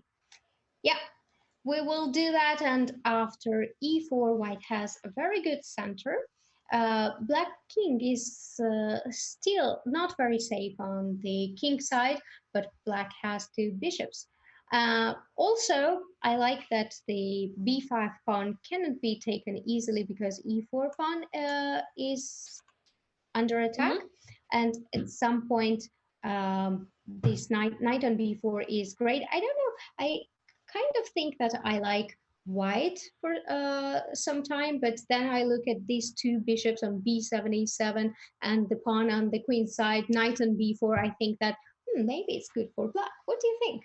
I think that black is comfortable for what you mentioned, that even though the b5 pawn is in the air, there's pressure on the e4 pawn too. So how do you defend the e4 pawn in time and not allow any chances, especially when the queen comes here? It's already 2 pieces pointing at the e4 pawn, d5. Also, it's an extra pawn for black. It might be lost anytime, the b5 pawn, but so far Alexandra is doing everything not to give it up for free. And attacks the e4 pawn. d5 is a nice way to break the center and emphasize on the ruined pawn structure on the king side. After e takes d5, e takes d5, knight d5 is not possible. A rook d8 is one of the possibilities, but after rook d8, knight d4, there is f5 square. D5 pawn is still very nicely defended, and b5 pawn is still under attack. Sorry, I'm pointing at the wrong square. Knight d4 heading toward f5. Yeah. That's an outpost for the knight, and the king is extremely vulnerable. All that white needs is to bring her pieces to the king side. A knight on f5 and queen on g4 would be mate on g7. Ooh, nice. I learned from his tactics. I spent so many days with you for all these past years. We've been working together and being friends, not just working. And by the way, those of you asking in the chat if we have webcams streaming from home, no, there's no wall here. There's no wall. No, nothing. Maybe no. Yeah, I'm hanging out at the Guramishvili Giri offices, headquarters. This is the base of the world number 4, who is taking a good care of baby tactics. We are very grateful to Anish Giri. Shout out to Grandmaster Anish Giri for helping the broadcast.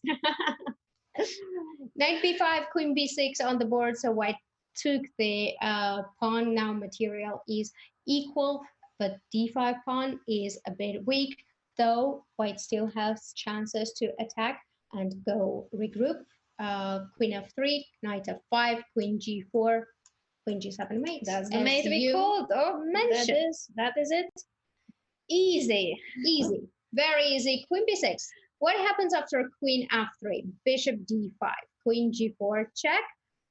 Oh, then bishop e4 is also promising because that bishop can be useful too. The queen may come to g4 or to f5, threatening mate on g7 or h7, depending on what move will come afterwards. I like this for Valentina a lot, and I don't see how Alexandra can create chances, but she always finds a way. F5. F5. If knight f5, queen b5, queen f3, I believe in this attack.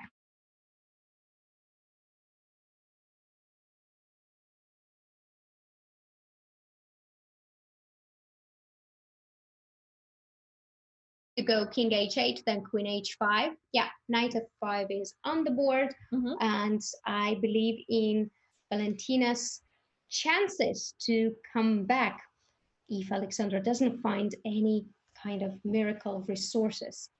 Yeah, knight takes f5 gives up the f2 pawn, but that's only a check, and that pawn wasn't that important as long as white's gonna give mate a few moves later with queen f3, queen g4. All that we mentioned, queen f3, queen g4 is just one of the options. Queen can go to h5 to threaten on h7. This is gonna be extremely difficult for Alexandra to hold. Yeah, queen f3, queen g4, queen h5, lots of threats, and we see on Alexandra's face that she is not very happy. She is struggling to find the defense. I don't even know if there is a defense with these 3 pieces being so menacing. It's just the lack of the g-pawn and the fact that there are no defensive pieces around the black king. The combination of these two means that black's position should be lost. Yeah, I agree with you. Queen h5, rook g8 shouldn't help because after rook g8, anything, maybe knight e7, knight d6, or any move that earlier if the queen stays on b5, then queen b6. She was threatening knight d6 or knight d4. Queen b6, knight d6 still? Yeah, to cut the king, cut the queen from the king, threaten mate on h7, and the f7 pawn as well. I thought rook g8 is like more stubborn way to defend, but queen b6 also possible. So queen b6, knight d6, bishop f2, king g2 just, but there is f5 is the way to defend. Yeah, knight d6, f5, then bishop f5. Valentina goes for it. She has been calculating knight d6, f5. This is what Sobiko is mentioning. To bishop f5, rook f5, queen e8, king g7, knight f5 is one of the possibilities. Let's just see if it happens quickly. So nice, Alexandra's turn to play f5. The only defense, bishop takes f5. Rook f5 now. It's only way, queen e8, king g7, knight f5, check. King should go to f6. That's the only way, and then there is no mate yet, but white can play, for example, g4. Strange that Alexandra is taking so much time when there's no other way of preventing queen h7 mate. What else she's considering to give the check first? Yeah, that's She possible. takes finally on f5. Unfortunately for her, there was no better resource to survive. Queen 8 is a threat. She took Queen G6 though. Queen G6, but of course Valentina is happy to go into endgame as she has a lot of pawns. Though, Yeah. Still, I would want to Give mate give mate. instead. Yeah, It's an exchange. Well, not an exchange actually. It's two minor pieces. Yeah, so two minor she pieces. should go for the attack because the end game itself won't be that promising, especially if the d5 pawn drops. yeah. I thought that giving check first and King G7, Knight F5 afterwards was more precise to keep the queens and to keep Black's king in bad position. But it's not easy to play the precise moves in the blitz. Definitely not. They are now both really low on time. Only 24 seconds left for Alexandra, a minute and 14 seconds for Valentina. And this game can go either way. Anything can happen. It's very pity that moves like Queen C3 doesn't work here because Queen C3, Rook F8, Bishop G8 is the defense. So it would have been epic if the Queen sacrifice works. Yeah. Because White has to be very careful now. If Queen F4, then Queen A1 is actually mate after Rook E1, Queen E1. White has to go also to defend the F5 pawn, F5 knight, sorry, and to defend the mate actually after Queen A1. It seems like Alexandra Kosteniuk is again doing good in this game. Tables turned. Once again, what a comeback by Alexandra for already at least the third time. We see that because of her amazing tactical vision and skill, she can actually flip the coin and make a worse or even lost position into a winning one. It's still not clear what's happening here with not much time for Alexandra because there are threats. The knight e7 was a threat, but she defended the bishop with c6 and it's a piece up. Yeah, piece up, not easy to win, especially when you have 17 seconds. A knight d5 can, that's a second piece. No, d3 is hanging. True. I was too excited. Free stuff. Yeah, now optically free stuff. Now she cannot trade, but if she doesn't trade, then Queen G2 is mate. She has to. She doesn't. Yeah, but how does she defend mate afterwards? She's hoping for a perpetual check, but will there be a perpetual check? It does look like Alexandra should have a way to come out of the checks. Yeah, also at some point, Bishop B3 also is possibility when the king is on B5. But now king will come to the center and to White's camp, actually.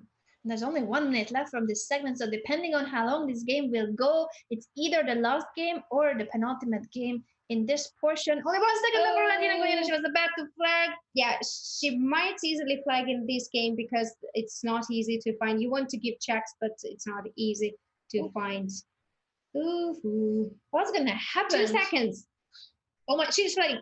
Almost 0.7 when she made a move. There's only a 1 second increment. She has flagged. Valentina Gunina loses. And that is already a 4-point lead for Alexandra Kosteniuk. She cannot believe it herself. Of course, she's happy, but what a game, what a turn of events. Yeah, exactly. It seemed like Valentina was going to give the mate, but in the end, she was the one who was suffering. When it rains, it pours. It has been the story so far for Valentina Gunina. This is the final game of the 5 minute plus 1 second portion, after which the game will now switch to the next format, 3 plus 1 for an hour, but the players will get a short break between the two segments. So this is the final game with 5 plus 1. Valentina, 4-point deficit. It's going to be a tough time to think about it when she has a break. Yeah, but still a lot of time, and she can still get together, bounce back. So the match is not over at all. They are both very strong players. One is world champion, another one is record holder, winning the European individual women championship for 3 times. We have finally the normal Caro-Kann. Yeah, we thought that there would be many Caro-Kann defenses because Alexandra usually goes for e4 and Valentina has played the Caro-Kann defense ever since she was this tiny. I met her, I think, when she was first about 8 or 9 years old. And she's really fond of the Caro-Kann defense. This is a different variation. We have seen the Panov attack, and now this is the advanced variation. Yeah, this is the advanced variation, though not very common one, as white took the bishop on h7, rook is now on h7, and there is no castle, but king comes to the g7 anyway. I think it's okay for now for black, as there is not a big difference if this rook is on f8 or on h8, h7. So the rook goes back to h8. It's a funny maneuver, but you do need to activate that piece if you do not want to leave it on a passive square like h7. And the funny way to castle, right? Yeah, very funny way. H5 is on the board. Black tries to create something on the king side and open the H file. Good thing for black is that she doesn't have anymore the light squared bishops, and she put all her pawns on light squares. Not all of them, because in A5 is on dark square, but still. Sorry, I'm trying to color the pawn chain of black, but I'm very bad at clicking. These are on light squares, and these, well, white pawns are both on light and dark squares, but we see that the players only have dark squared bishops. Yeah. They're taking some time now in this position, which is actually showing that the players have been fighting already for almost 90 minutes. Just a quick reminder that the format of this match is a very exciting one, but also challenging. Yeah. Every single player we interview, they say that, wow, it's been very exciting. Time flew by. At the same time, they are exhausted because they have 90 minutes of the 5+1 portion, and an hour of 3+1, and finally half an hour of bullet. So imagine they are playing for over 3 hours. Yeah, and the little break that we have between the matches and the portions is not really enough to get to the shorter time control. True. Because first you have like 5 minutes, you think like, okay, I have time. Then you have 3 minutes. Oh, where's the 2 minutes? And then you have bullets, and you have to be as fast as possible. But that's why we have the Speed Chess Women's Championship, to show that players like them, the strongest players, they can easily adapt, and they can play very good games in all time controls. And the speeches has been a very popular format, an event that Chess.com created a few years ago. It mainly was a general speeches championship where Magnus Carlsen won the title the most times in a final against Hikaru Nakamura. Yeah. It happened a couple of times that the two made it to the finals. And now we have the Junior Speeches Championship as well, the Women's Speeches Championship. I saw the suggestion for Senior Speeches, but I think that has already happened as well. So everything is covered by Chess.com. The speeches is a very entertaining format for the viewers as well. So if you guys are enjoying this, make sure to give a follow to Chess.com for all that it has been creating to make chess an e-sport, because this is a new way of competing online. Yeah, it's a good prize fund for the top chess players in the world, so that they can make a living out of chess. And by supporting Chess.com, you're supporting the players too, so that we can have more events like this. Please do. Queen f3. Would you play Queen f3 here? Oh, what's going on the H file? I don't know. Queen f3, knight g5 is there. Valentina is doing okay, but where does the queen go? Where does the queen go? Good question. And where does the king go? King takes g3. But there is no mate, I think. There shouldn't be mate. Bishop h4. Bishop h4, maybe king h4, then queen g2. Then it looks very scary. Yes, it happens. It is now happening. Bishop h4 checks. But king sacrifice. No, king h2. You don't want to take it. Just hide. Because the queen is trapped. The queen is trapped. That's what Sopiko is saying, that the queen has nowhere to go. But it's still not over. King h2, knight g5, knight d5, bishop f2, queen h3. Jeez, what's going on here? What is this? Both players giving up the queen. Knight h3. Okay, let's see the game. I don't want to miss the moment. Bishop h4 check. This is still Alexandra's time to respond according to what I can read from her facial expression.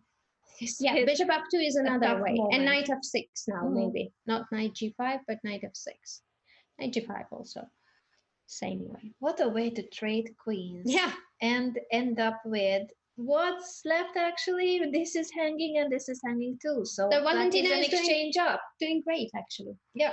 The queen was not trapped with thanks to these tactics and weak king, bishop h4, bishop f2. That was really very nice tactic from Valentina Gunina. It's a 4-point lead for Alexandra Kosteniuk, but with this victory, Gunina can make it a 3-point difference before we head to the 3+1 portion. What a game this has been! Bishop h4 check, and then all these ideas with giving up the queen on d5. Beautiful! Great. And that reminds me of the clip of the day. You guys should clip your favorite moment of the broadcast, the best moves, the most exciting parts of the match, and we will choose the clip of the day that is going to be one of the clips that you guys have created. So make sure to use that tool on Twitch, and just remember to make as many clips as you can of your favorite moments. That is a good strategy if you want to make it to the best clip of the day. I think this looks completely winning because after bishop 7, black wants to go rook h4, rook h8, and win the h3 pawn. The bishop on b2 is a very, very bad piece, and also black has an exchange.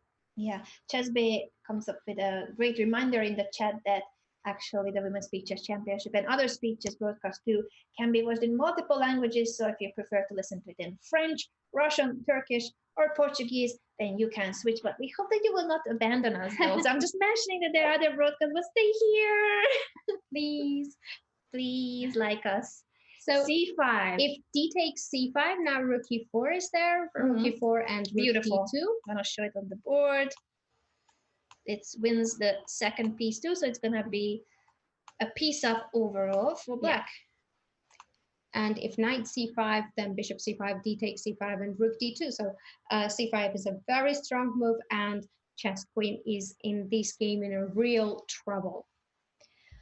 Trouble for the chess queen, but we have seen her come back so many times, although I think that this will be the game where even she cannot make a miracle because it's an end game where black is an exchange up, and also now this d postpone. Sad news for the chess queen, but it will still be a 3-point lead. Short break after this game, and then we are back with the rest of the match halfway through the games actually. Bishop b4, rook d1, and take and rook e4. Alexandra resigns. That means that we're gonna go for a very quick break, a few-minute break for the players. Don't go anywhere because half of the show is left. We will be back with the 3+1 portion very shortly. See you soon.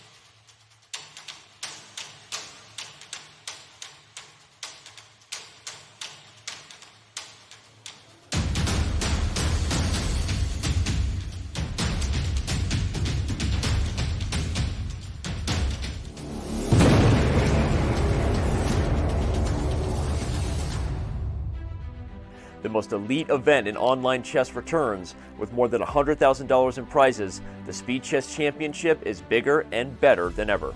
As players try to qualify their way in through the women's and juniors field, we take a look ahead and see who's on deck waiting amongst the seeded players.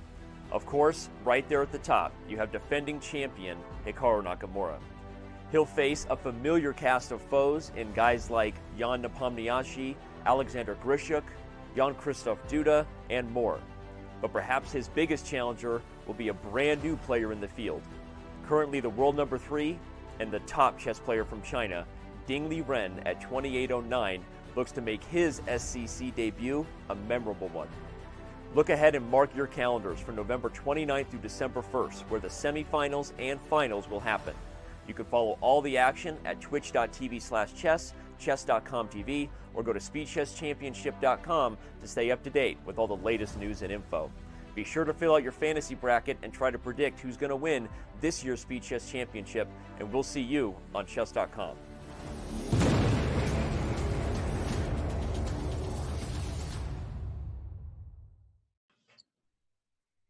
Welcome back to the broadcast of the semifinals of the Women's Speed Chess Championship. This is the first time ever that Chess.com is hosting an event, a speed chess event for the top female players in the world. And we shall see today whether it's going to be Alexandra Kosteniuk or Valentina Gunina who qualifies for the finals. So, Biko, your thoughts on the first half of the show and the games? I think it was very exciting. Valentina had a lot of chances to come back, but somehow it didn't happen. But because of very good tactical skills of Alexandra, she managed nearly in every game to take either a half point or full point. Mm-hmm. And now she has 3-point lead. But I think that Valentina warmed up, so I think that she will equal the score. It's quite possible because the games are extremely exciting and sharp. Every single game seemed to have been going in the favor of one player or the other, tables turning, but very many tactical elements in the positions.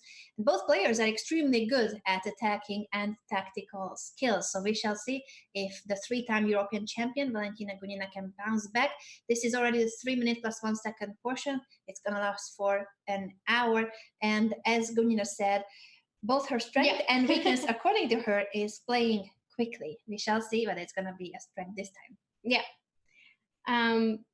She said playing quickly is a big strength of her, but playing too quickly is a weakness. But in speed chess, it's important to be quick. So how do you know it's quick or too quick? And there's a fine line between the two, and when to spend time is always a great question. Yeah, exactly. What we have on the board is still it came from Sicilian. We have Marozi type of structure. Black managed, I think, to equalize comfortably because after Bishop c6, Black is taking a look at the e4 pawn. Knight g4 comes to e5 at some point. Mm-hmm. Rook d8, a6, and b5 is still a plan for Black, but after knight d5, we should not play a6, of course. Don't forget about the fork on e7. That would be picking up the queen. Yeah, and h3, knight e5, I think, or knight f6, knight e5. That's solid. And if there's a trade on e5, it's not a problem for Black that she will need to double pawns. So this pawn structure, you may wonder why is it that Alexandra goes for it. It's actually pretty healthy, even though it's doubled pawns. This pawn takes a good care of the central squares. The only problem is that it's blocking the fianchettoed bishop, and after f6, it's a very solid pawn structure, but the bishop is struggling a little bit. Yeah, I would say that Black is missing the knight here, because if Black had knight, then d4 square would be very beautiful, but having the bishop, it's not so easy to make use of d4 square. But she managed to play f5. She managed to get some counterplay on the queen side. e6 now is very good because the knight doesn't have any outpost on d5, but after e6, d6 square is also weak, and maybe White can just ignore anything that is happening on the king side and just play in the center with rook d1, rook d2, rook d1, and at some point maybe knight b5, knight d6. The d file is key. That's the one and only open file. So we shall see who will win the battle for the open file. For now, white is already there, but black can easily trade a rook by playing rook to d8.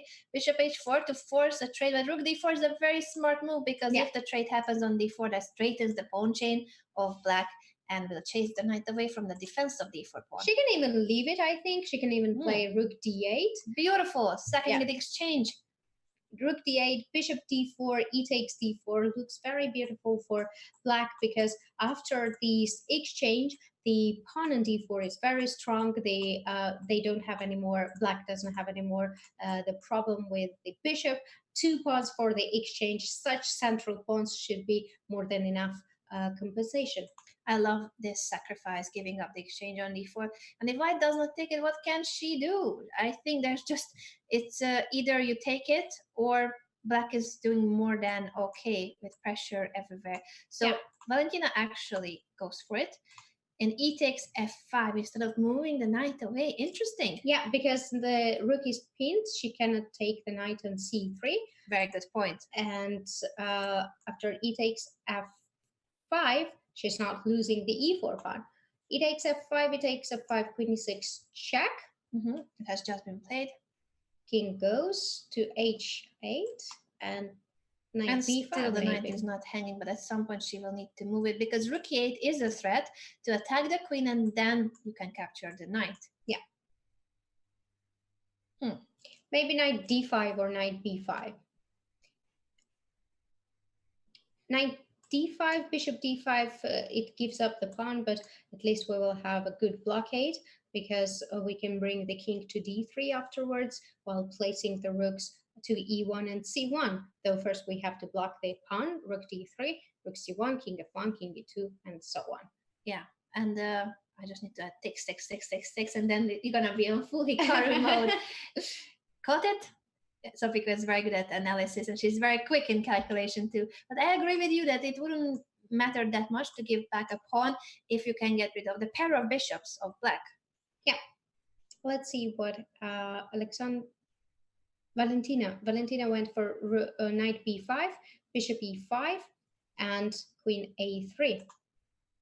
So in this position, e takes f5, queen e6, king h8. I'm just catching up with the position after rook e8, queen d6, bishop e5, and so many other moves. This is the current position after rook f2, e1. 24 seconds for Valentina. Wow. That's not much, though she has an exchange, but I think that it's very tricky position because the bishops are on the board and queen also is on the board. And it's a win for Valentina because mate on the queen f8 back rank mate. That was a sudden death. One move blunder. It was one move blunder, which makes Valentina closer to equalize the match and the score. It is now 7 against 5. And we have still a lot of time to follow the 3-minute portion. Yeah, wow, that was still same opening. That was just such a sudden finish that we couldn't even analyze it. And Alexandra was also commenting something to her audience. It's either her husband, who is also a chess player and grandmaster, or her daughter. We know that her daughter Francesca is also there in Moscow, and she's attending a tennis camp actually all these days. Yeah, we still have same opening that we've seen in the match already. Now a little bit different. Valentina is giving up the bishop on g7. I mean that she allows the trade, which makes dark squares a little bit weaker, but at least there won't be pressure anymore. There won't be pressure anymore on d4, but then she can play f6 without worrying that the bishop on g7 is locked. I'm curious how Alexandra will continue, because taking was an option and also waiting with the capture is another, but she takes immediately and jumps in on the e5 square. g4 is a threat. Also, g4 is a threat. Big threat. g4. So it's a double threat after knight e5. That's why she captured on g7. Makes sense. A direct attack. The bishop is almost trapped, plus the f7 pawn is hanging. Maybe knight d5. Oh, rook stays still. What about g4? What is the idea of Valentina? g5, counter attack. Yeah, queen f3, queen d4. But then Knight f7. And the knight will be hanging. Knight f7. It's a complex position. Yeah, queen f3, queen d4, knight f7, king f7, g takes. No, knight f7, I can take queen g4 or bishop g4. Yeah. In either case, queen e3 was the choice of Alexandra. The bishop had to go. And now h4, look at this attack on the king side. h4, what if I take? Just take it. Not buying it, right? No. f4, f5 was her idea, but f6 chases away the knight from e5. Tough. Knight f3, now knight h4, knight d5, queen f2. So aim to open up the e file or Queen c f2, file. knight f4. So queen d2, queen d2, and I don't know what is going on. c5 probably, yeah, c5, and if I take it, d takes c5, then rook c5 looks okay for white. D takes c5, rook c5, knight h4 maybe. To get the pawn back. But I have to be careful because knight c3, queen d8, knight e2, king f2, and after rook d8, king d2, rook c2, it's in the end a not pleasant check. Yeah, so these are some of the possible lines after c5. I'm just gonna go back to the game and see how Alexandra reacted. She took on c5 and then she started thinking here, rook d1 is her choice. Yeah, rook d1. It's 1.5 minutes left for Alexandra and 2 minutes for Valentina. So now she's keeping more time on the clock. Mm-hmm. Yeah, she manages time very well. And it might be a very good start for Valentina, who is more focused and who knows that, okay, she has to equalize the match to think to overtake. First, she has to equalize and then she can overtake her. Yeah, that's definitely what Valentina should be aiming for. Still a 2-point lead for the chess queen, the former women's world champion, fighting against her teammate from the Russian Olympic team, the team that has been extremely successful, winning gold after gold at chess Olympiads and European team championships. Yeah, queen a5 is interesting move. If I take knight d5 now, there is possibility to take on d2 first, or we can take on d5, f5. f5 to undermine the d5 square, and the knight would be hanging after e takes f5. But knight c3 can be taken. Intermediate move. So after f takes here, g6, queen d7, we should be careful. Oh, so back to d5 yeah. to protect the d file and not knight e4. That would have been over optimistic. Right. If we take on h7, we can just take back king h7, or first take queen. Probably it's better trade idea. queens before the king gets attacked on the h file. Queen takes d2 indeed, and king h7. That this is an endgame with equal material on the board, but the g4 pawn is hanging. Yeah, and the knight is very well placed on d5. Rook coming to the 4th rank too. I think this is looking great for Valentina. Yeah, this looks good. Now g4 pawn has problems. Rook d4 is one way, but it gives up the rook c2, second rank. Yeah, maybe this is the best, as you say, because the knight on d5, knight e3 was tempting, but it's blocking the d5 and preventing rook d7 is a good idea. Yeah, king h2. Now knight e3, the pawn is hanging, plus knight f1 is an option. Allows the check, though. But after check, black can either play king h8, which looks a bit scary, but knight g4 is such a big threat that white cannot defend the g4 pawn easily. You may be right that allowing the rook d7 is not a big deal, even if you have to place your king on h8, and it's almost made. So king g3. Now I can take, no, knight f5 is also not possible, but I can play rook g1 first. I could play rook g1. f5 is also tempting. Only 10 seconds left for Alexandra, and the pressure on g4. Black is about to win that pawn. So king f3, knight takes g4. Yeah. That is looking great for Valentina, and also she has loads of time, if we can call this loads of time for the rook f1, check. Rook f1, knight e3, check. Knight e3, double check. Where is mate? Where's mate? It has to be a mate. Where is the mate? Knight g4. Okay, don't repeat. If you're Valentina Gunina, don't repeat. She won't repeat. I think she'll just go back. it was exciting to give this checks, but maybe it didn't bring anything much. Knight h2 though, and With rook 5 seconds left, g4, Alexandra and her king is Yeah. in trouble. It seems rook g3 check. and rook g4. Beautiful. That takes Knight and then f3. knight f3. No, it's check. Oh wait, I would trick myself. Rook takes h4. I wanted for Yeah, knight rook f3, e2. but it was a check.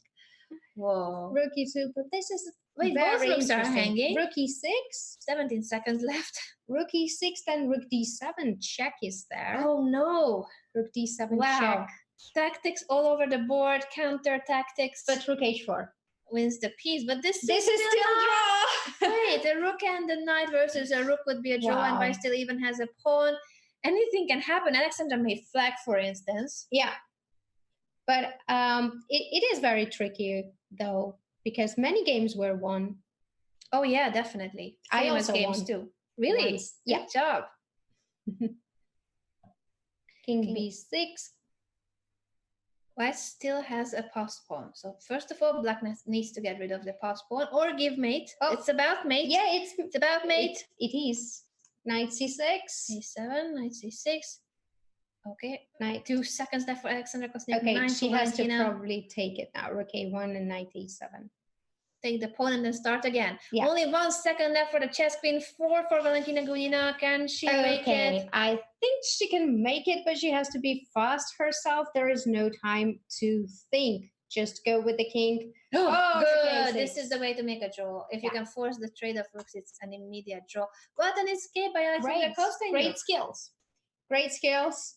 There Keeps was her 2-point lead with this draw. that was amazing game, full of tactics, and now we have the Petrov on the board, but with bishop c4. Interesting. Transposing into a sideline. Basically, it could have started also with 1 bishop c4 and then knight f6, knight f3. Yeah. Many ways to get this position.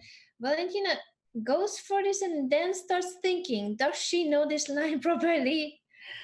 Yeah, she's choosing between if she wants to transpose or she wants to try something else. And seems like now they transpose into a different line with d4. This is very exciting.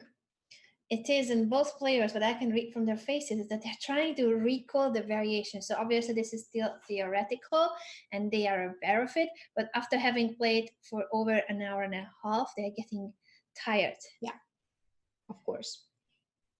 d4, d5, bishop b5. Now the e5 pawn is hanging, so we take it. Rook e1 can be played, or knight d4 can be taken. Directly bishop d7, and after bishop d7, white can play rook e1 to threaten f3 and win the piece. Yeah. Of course, that will be countered by the move like bishop e7 to close the e file, or c4, which is stronger to undermine that, to do something quickly, because white is actually pawn down and she's ahead in development, so she has to do something very quick. Queen d4 is a very good piece, doesn't allow the bishop on f8 to develop nicely. Very well placed piece, and still this rook e1 idea is an option for the next move for white. Bishop c5, forcing queen takes g7 and castle queenside. So Alexandra gives up the g7 pawn for dynamic play. I like it. Yeah, things get very sharp here. I liked the decision. Now the black king is very nice and safe on the queen side, because white's pieces are not yet developed. If white didn't have any piece on b1, c1, a1, then it would be dangerous. But after bishop e3, rook g8, queen has to go back probably to h6. Black can easily create a very fast attack on the g file. And so she does. She moves the d rook to the g5 because later she wants to use the h rook probably for supporting the h pawn, or she can double rooks on the g5 and then it's the same. Yeah, queen either e5 or queen h6. I guess that's 2 moves Valentina is thinking about. What can be the problem of queen h6 is that rook g6 comes with tempo, and rook g6, rook g8, you don't want to double. Yeah, that's rook takes g2, beautiful. very beautiful one. Because let's show it. if we G2. took it, queen g4, and after king h1, queen f3. That was very pretty by Alexandra Kosteniuk. Once again, what a tactical vision, sacrificing the rook. Therefore, Valentina had to go for king h1, and now she just doubles as if nothing happened. Won the g2 pawn and enjoyed life. Definitely, a rook on the 2nd or 7th rank is great, and especially when it's so close to the king, attacking the white king on Bishop d6, h1, bishop d6, bishop d6, and rook h2. That would be mate. She's just calculating. She still has almost 2 minutes, and I'm sure that Alexandra just wants to make sure she's precise. Yeah, bishop d6 is on the board, and Valentina resigns. What like a game by Alexandra Kosteniuk, giving up the g7 pawn for attack. Wow, that was really very nice game by Chess Queen, the world champion. And now it is again 3 points lead for her. Still 40 minutes for this portion. So a lot of games ahead. We have seen this already. We've seen this already. c4 was also played, knight d2. And in that game, actually, Black had very nice position. She managed to have extra 2 pawns, but then yeah, that was the very first game, wasn't it? Yeah, in the beginning, but then Alexandra managed to draw it by miracle, I think, or even won it. I don't remember. Oh my god. Yeah, if it was the very first, then that's the one that Valentina won, but I'm not sure if I'm remembering the correct order. In either case, this is a very long match, and we have seen 90 minutes of the 5+1 portion. Alexandra came out of that segment with a 3-point lead. Now it's a 3-point lead again for the former women's world champion. Oh my god, 96 queen f7. Big blunder, big blunder. Oh my god. Whoa, what on earth was bishop c3 allowing knight d6? Valentina Gunina blunders mate in 2. Yeah, 4-point lead for the world champion. Oh, that's tough. That was a very, very bad blunder. Yeah, Valentina cannot believe it, shaking her head while the next game begins. Oh my. Yeah. I still can't believe it either. I need a moment. Yeah. This is a theoretical line with trading the with knight e4, knight c3, and bishop e4. Most important for Black here is to keep the bishop on e4 so that the knight does not go easily. If White trades the bishops, which in the end happens, then it is in Black's favor to get rid of the bishop, because Fianchetto Catalan g2 bishop is a very strong bishop. Yeah, we've been emphasizing this already, and this is yet another theoretical battle. But this 4-point lead for Alexandra Kosteniuk is very promising. It's over half an hour left from the 3+1 portion, so anything can still happen. But so far in previous speed chess matches, all the previous speed chess matches counted all together, 3-point deficit was the biggest that has been overcome and countered. That is, if Valentina Gunina can make a comeback after a 4-point deficit, she will break another record. Yeah, let's see if she manages to do that. For now, I think Alexandra is doing very well. She's playing with black pieces, has more time. c5 is the way to break the center and to trade some pieces. Of course, d takes c5 is not possible because the queen is hanging. Now queen f5. And only thing that's left for Black is just to develop the knight and the rook, and then she will have full equality. If not, maybe she overtakes it. Indeed, we shall see where the knight goes. Knight c6 and knight d7 were options. Knight c6 is more aggressive, attacking the pawn and now forcing this trade, which activates the bishop of Black. And yes, those of you guys mentioning that both players must be tired. They're coming from a long tournament. Yeah. Indeed, just a reminder for those who may have missed that both Alexandra Kosteniuk and Valentina Gunina were participating in the Women's Candidates Tournament covered by Alexandra Botes here on Twitch. And if you have missed that coverage, then you shouldn't do it next time, because Alex did a great job covering all those rounds. A lengthy tournament that was dominated by Alexandra Kosteniuk. And unfortunately for the other Alexandra, it wasn't her best tournament, No. neither for Valentina. So they need to forget that tournament and recover very quickly. Yeah. What happened, I think that Valentina has very nice, pleasant edge in the end game as the c5 pawn is weak. b3 was nice way to stop the c4 coming as well. And after doubling on c file, Valentina will try to use the c5 pawn weakness. Though black's pieces are very active and black has enough resources to defend this position. The queen shall now abandon the d4 square. There are plenty of good squares for the queen. You can try to stay on the d file or queen d4, but queen d3 seems to be very logical because it also attacks the pawn, and the d file is the only fully open file. That therefore tripling pieces there is an option, but the c5 pawn has to be guarded. Yeah, rook c4, rook g4, or rook h4 is another way that comes to my mind, but this is now by no means good attack, because the thing we have to focus on is the c5 pawn, and I think the piece that is not participating in the attack now is the queen.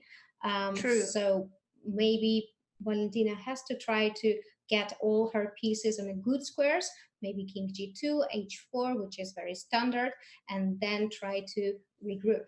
Yes, Alexandra is offering the c5 pawn, but after the trade on c5, black would have queen b1 check, picking up the a2 pawn, so it wasn't a good trade for white.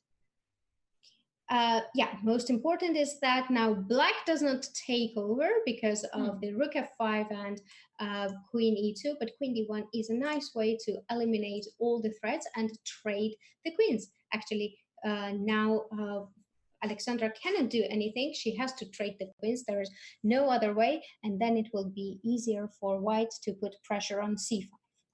This rook game is likely to be a draw. Very few games we have seen ending in a draw, though. So the two players have done everything to make this match a very exciting one. They don't really know the term "I offer a draw." I don't think they say that often, not even in Russian. No. Or clicking on the draw button. That's sure, for sure. Rook d8, rook d7 wins one of these pawns. a7 or f7. Rook a5, a4 might be, I think it's a very, very unpleasant endgame for black because the rooks are not coordinated. And if it was one rook, then we could say that it is easier for black to defend. But now with two rooks and the seventh rook on the seventh, it is very difficult for black to do something, as both rooks are not connected and they are on bad place squares. These rooks are disconnected with g5, aiming to undermine the defense of the e5 pawn after this trade on g5. The e6 pawn drops. Looks good for Valentina. Definitely looking great, and she's also activating her king. That's the piece that you need to bring in the endgames. It has to be an active part of the game. Yeah. Now she can take the pawn on h6, and she can take on f4 with check. Now rook c6 or rook. Oh, that's nice. Rook g3, rook h8. Aiming for a mate. Tricky lady. And now h4 on the g file. But yeah, it's better for white to allow this so that you can connect your pawns. And she wants to trade the other rook as well because the king and pawn game would be winning for Valentina. Yeah. It's 2 pawns up. So suddenly from not very sharp rook endgame, we see a 2 pawn up advantage for Valentina. No games are ending in a draw in this match. Yeah, it was very unpleasant endgame, and rook e6 is a very nice way to force black to trade it. Yeah, b3 pawn is lost, but c5 pawn is also not a good. King e4 was not possible because of rook a4 and giving up rook b4 and rook a4, but these 2 pawns should be enough to win the race. I agree with you. Connected pass pawns, and also the king is supporting the pass pawns. So that's a good story for Valentina, who needs to make a comeback. It's a 4-point lead for Alexandra, and it's all about which of these two Russian grandmasters will make it to the finals to face Elina Danielian next Thursday.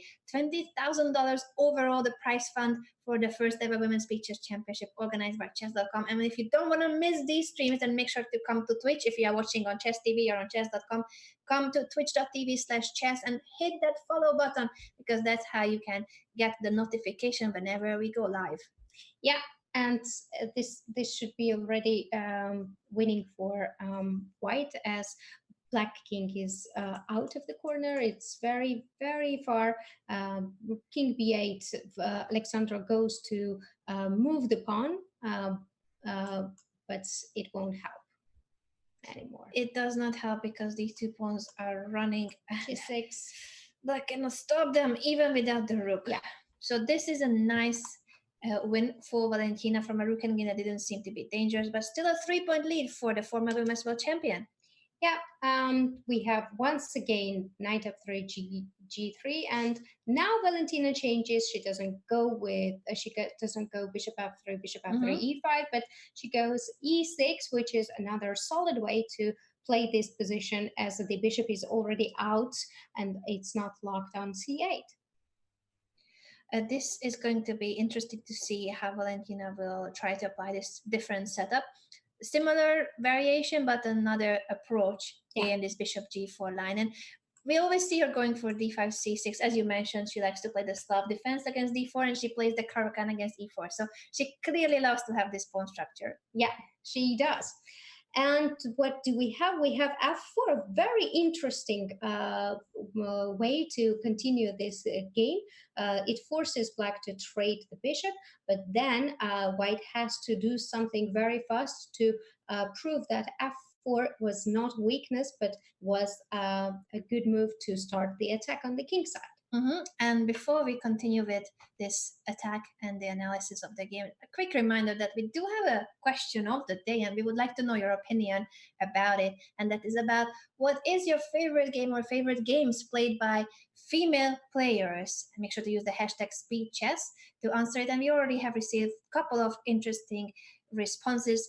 Shout out to Wakas Rashid for his response, for instance, mentioning Judith Polgar's victory over Garry Kasparov and referring to what Kasparov said in an interview, whether he will ever lose a game to a female player. Good stuff. Come up with your favorite games and make sure to use the hashtag #SpeedChess if you want to let us know about your favorite picks. G5, look at this attack, going for it. E4 now, breaking through in the center. Oh, that's not, I meant e4. No. Anna tried to draw a line, straight line. Yeah, this looks very good, but now White has to be very fast to prove that the attack is working, because the pawns cannot go back. And if Black manages to trade pieces, then all these pawns, d4, f4, g5, will be weakness in the endgame. Yeah, that's a good point. So it is about whether the attack will go through, or Alexandra will have way too many weaknesses. c5, counting on the d file pin, attacking the d4 pawn, d5, c4. Very dynamic by both players. Yeah, c4 and c5 allowing d5 was a big step, but c4, it gives some space to play bishop c5 or knight d7, knight c5. Basically, now White's all attention is on the king side, so she does not care if the bishop on c1 is developed or not. She wants just to push the pawns and mate, provoke some weaknesses. h5, h6 is one of the ideas. f5, f6, knight can come to h5. Sometimes there can be sacrifices, but Alexandra goes for h5, which is the first move that comes to mind. It prepares either g6 or h6, a pawn break to weaken the Black king on g8. This looks like a very promising attack for Alexandra, who is leading with a 3-point difference. That's a big advantage in terms of Speed Chess Championships, but we are nowhere near the end. It's still over 27 minutes left from this portion, and then half an hour of bullets, so anything can happen. Yeah, G6 is the way to omit it, not to allow that white plays G6 herself. Bishop D2, Bishop D4 is a nice transmission of the bishop to this diagonal, and maybe now black can create something. Bishop B4 aiming to take the F8 knight, which actually defends the king side very well. It does. The capture happens on D5. What Rook was E3. this? Wait. What was knight D5? Knight takes D5, Rook and E3 Rook to E3, then take on D5. Tactics. Miss Tactics. Is it working? Wow. You should verify whether it works. That is very cool. It indeed works, and that's very nice maneuver. Now it is Valentina who applies her tactical vision. Both of these players are extremely strong at attacking chess and spotting tactical motifs. So she sacrifices the knight on d5 to then attack the queen, because that means deflection. The queen will have to abandon the bishop. Yeah, where the queen has to go is another question. Probably queen g4, but after rook d5, yeah, I think Valentina is taking over. It was Kosteniuk who was trying to go for a kingside attack, but as you said, it also created weaknesses in white's camp, and the d pawn has been a target for the whole game because of the opening choice, of course, where it became a vulnerable pawn. Now after queen g4, rook takes d5, it is gonna be a pawn up for black. f5. She but definitely needs something. She takes on f5 maybe. She can consider taking and then f5, or without taking on g6. Yeah, she can consider to take or play directly. She goes directly, but I think it shouldn't be enough. Even bishop e5 is a way to play, because we want to take on g3. Yeah. Bishop e5, as you said, the rook is coming to the second rank. This is actually more dangerous for the white king, and Alexandra is a pawn down. Yeah, now black can try to trade. Actually, she can try queen c6, queen e4, gf, and Alexandra resigns because the position is becoming hopeless, and she would lose material, the e2 knight. That was a very nice turn of events for Valentina, and that means a 2-point lead for Alexandra. So still the former women's world champion is leading, but Valentina has bounced back. Yeah, amazing. Now let's see if she can continue and equal the score, or Alexandra will manage to bounce back and keep the advantage. Yeah, it's also about the psychological factor that the players have no breaks between these games. Only between the segments we have breaks. She just gave e4. Oh, yep. Just when I was talking about psychology, Valentina gives away the pawn for activity. I would love to think that she is aware that it was hanging. Yeah, of course. I'm not very aware of this line, but it looks like that fast development is the compensation for white. But Alexandra seems to know this line very well, because she hasn't spent almost any time. Yeah. And Alexandra, I think, is herself playing such things. So it's very difficult to play against the opponent who actually plays everything. Alexandra tried everything. Valentina has more solid repertoire. She keeps loyal to Karakan and Slav, and she generally likes the c6, d5, e6 structures. Now, this position, in terms of material, looking great for black, but black hasn't finished development yet. And if you castle, the d7 pawn is a target, as well as the e6 pawn. So white can always decide to take on f6 and grab the pawn on d7. Yeah, that's a very nice point. Queen b7, that's why there is no castle yet. Knight e5 can be played right now, and black doesn't want to play d6 or d5 because it will weaken the e6 pawn. I wonder what's going to happen in this game, because so far the tendency has been the victories back and forth ever since we started the 3+1 portion. But if Gunina manages to start a winning streak, I think that will be a great chance for her to tie the score. Yeah, depends whether she can win more than a game and start an actual row of decisive games in her favor. Yeah, knight e5 is on the board, and now big threat is to take on f6 and play rook d7. So chess queen has to do something about it. Rook d8 is one option. D6 or d5 is another option, but that would weaken e6 pawn. Rook d8 to protect the d7 pawn, and Alexandra is still trying to make castle happen at some point. Yeah, taking. Are there any tactics connected with knight d7, queen e6? Yeah, the fork is a very big threat, and the pawn is hanging as well. Queen h5 is another thing that black should take into account. It looks like white is in charge of this position.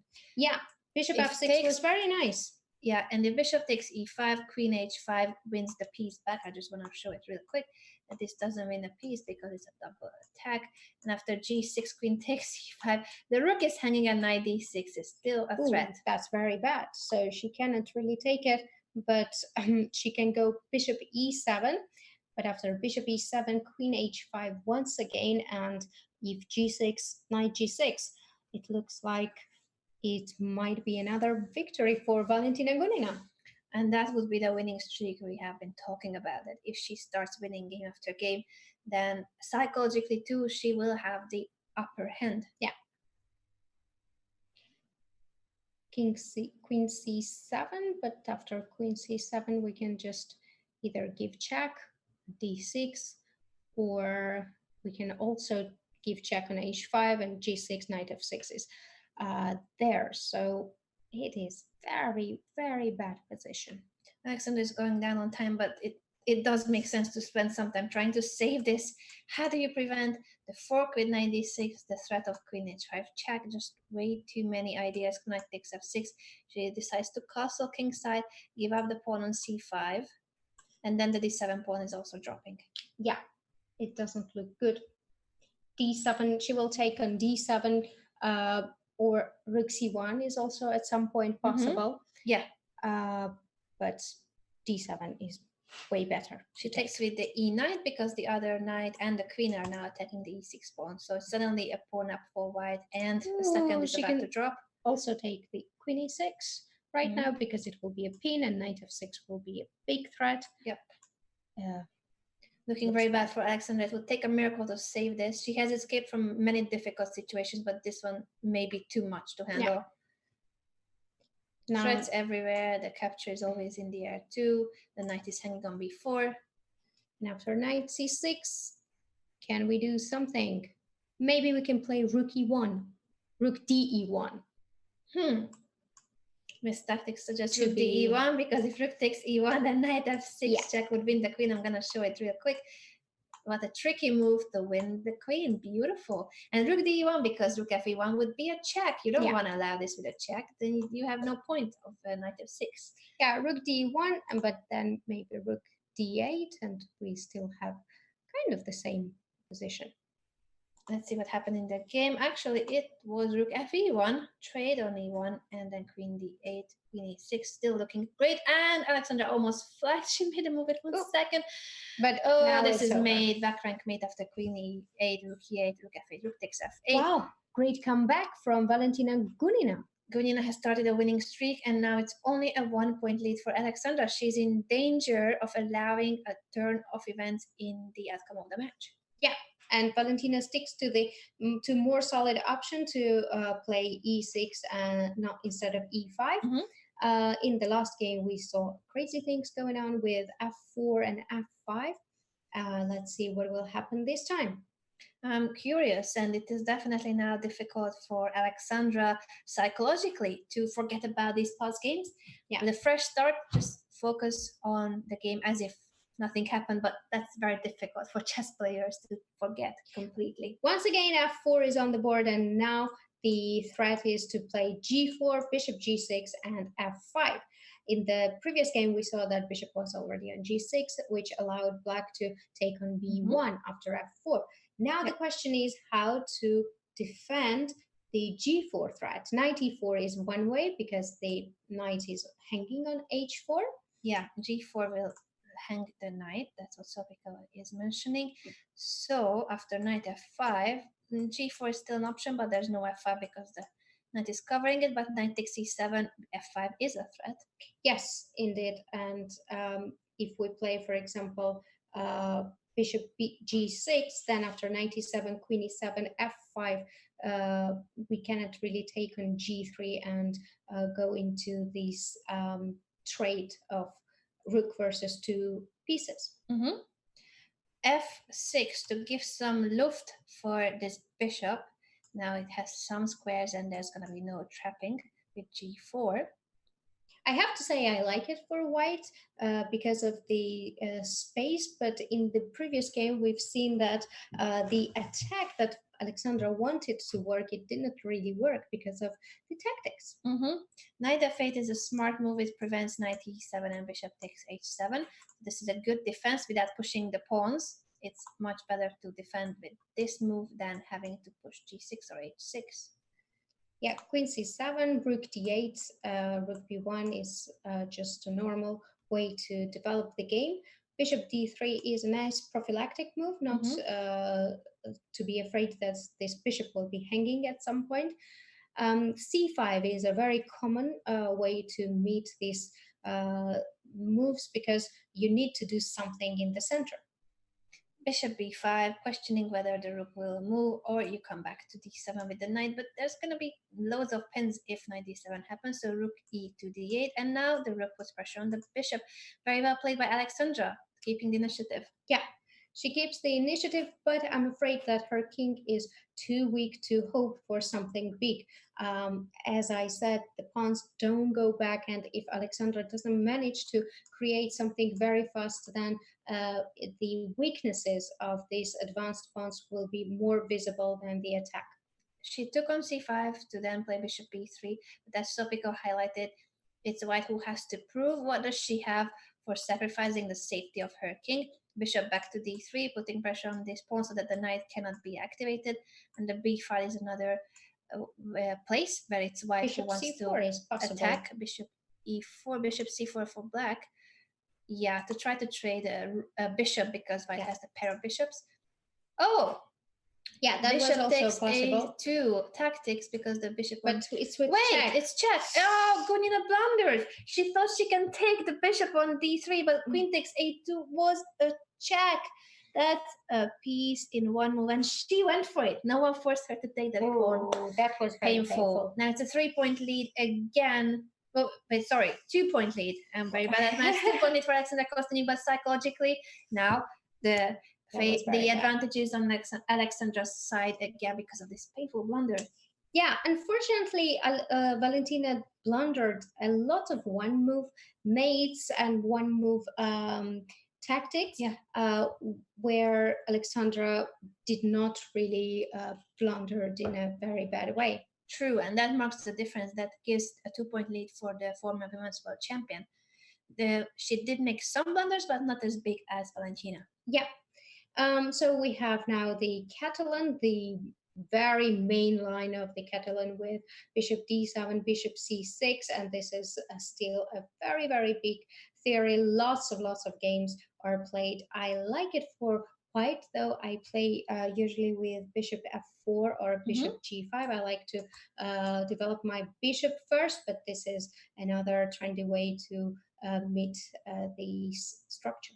And rook b8. Oh, sorry, I'm clicking here and there. Oh, knight c5. Yeah, why do you allow that? Oh, that's also one move blunder because after knight c5, e4 pawn is lost. It is. Valentina keeps blundering, it seems. Yeah. Second time in a row. Oh my god.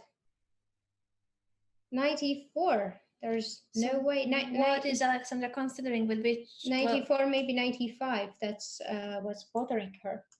Well, she doesn't really have a way back from here. Yeah. She has already played knight c5. Yeah, knight c3 and knight c6. It's not very bad for Valentina because she can take on c6 and win the pawn back there. Later, it means that she will double black's pawn chain. Yeah, knight c6, b takes c6, and then she can take, I think, intermediate move. Intermediate is very important because otherwise white would take b takes c3. But this allows a tempo for white to take on a6. The pawn on d4 captured as well, and now queen takes c6. Ooh, this is a passed pawn. passed pawn. I like it for And white. the AA square is covered. I like it for white very much, but Valentina has to be careful about the blunders because in the previous game she had amazing position. I thought that she was already on the way to convert it into a big advantage, but she and blundered. tied the score. That would have tied the score. Yeah, she blundered. She blundered badly, and she has to be careful. Now, 2 bishops, it gives really very nice advantage, especially when you have the A passed pawn and the bishop on G2 supports it. Imagine bishop E3, A5, A6, A7, nothing can stop it. I agree with you. The question is if she wants to play bishop e3 now or wait with it because the b2 pawn will drop, but the A passed pawn is so powerful that I don't think that the b2 pawn will matter here. But we have to say that this so far been a very exciting match because it has been. It was amazing that we thought that, okay, this is Valentina's time, then Alexandra would find great tactical motives to come back, or Valentina would blunder. That's why Alexandra has now 2-point lead, but still nothing is over. Both of them are getting into shape, and then a bullet portion is coming where many things can happen. Anything can happen in bullet. And also in this game, we thought that white had a very pleasant advantage, but Alexandra doesn't give up, and with knight d5 offering that pawn, it's equal material, and the bishop on d2 has been traded. Yeah, Valentina decided to give up the b2 pawn for fast development of bishop e3, but I think she could have waited and she could push the a pawn first. I fully agree with you that there was still time for the move bishop e3, but now there's no way back from here. Equal material, and Alexandra wants to trade rooks so that it would be a rook and bishop endgame where, yeah, the a pass pawn is more important than the c pawn of black, but it doesn't seem to be that difficult to hold. Yeah, I think it's yet another nice escape for Alexandra because but it's still not over because a pawn is way farther than the c pawn. And what white wants is a trade on b1 so that when you push the a pawn, she will have rook to b8. Yeah, and we should not forget that black still has to make space for the king, a6 exactly. Nice That's what move. I mean. Yeah, this doesn't work because of the check, and then bishop c5 winning the piece. Yeah, so black has back rank problems, and after a6, a7, c5 can be played now. But by the way, a7 is not possible because rook a7 and rook b8 is not made at all. Beautiful. I like c5 a lot. So this is Topiko's idea that cuts the diagonal of the bishop so that you cannot support the a pawn, and also protects the ba square. A7 rook you can b6, take it. c5, rook b6 can be played, and after king f8 was Alexandra's choice, and after a7 now c5. Yeah. Rook b7 down to 18 seconds. Alexandra Kosteniuk, king e8. She's trying to come close with the king, but this is the nice bishop takes c5 tactics because rook b8 in case of the capture. Yeah, nicely done by Valentina. Yeah, and this is game over because, well, not immediately, but the rook will find a way to get out of a8 and exchange and pawn. H4, and yeah, king f3. Oh, now rook f8. Rook f8 is beautiful, and the bishop takes a7, rook takes f7. What a nice finish by Valentina Gunina. Now this will mean a point, only a point between the two players. What a comeback. It was a 4-point lead at some point for Alexandra, and now it's only a point. Yeah, and let us know, what do you think? Can Valentina Gunina equalize this score and then think of taking over, or will Alexandra Kosteniuk manage to have still advantage in the score and win the match? It's 5,000 of you, so thank you very much. Thank you for so much. Tuning in. Definitely, and make sure to remember to hit that follow button, and also follow the Chess Queen because she does stream on her channel regularly, both in English and Russian. So if you're a fan of Alexandra Kosteniuk, you should not miss her channel that is also called Chess Queen.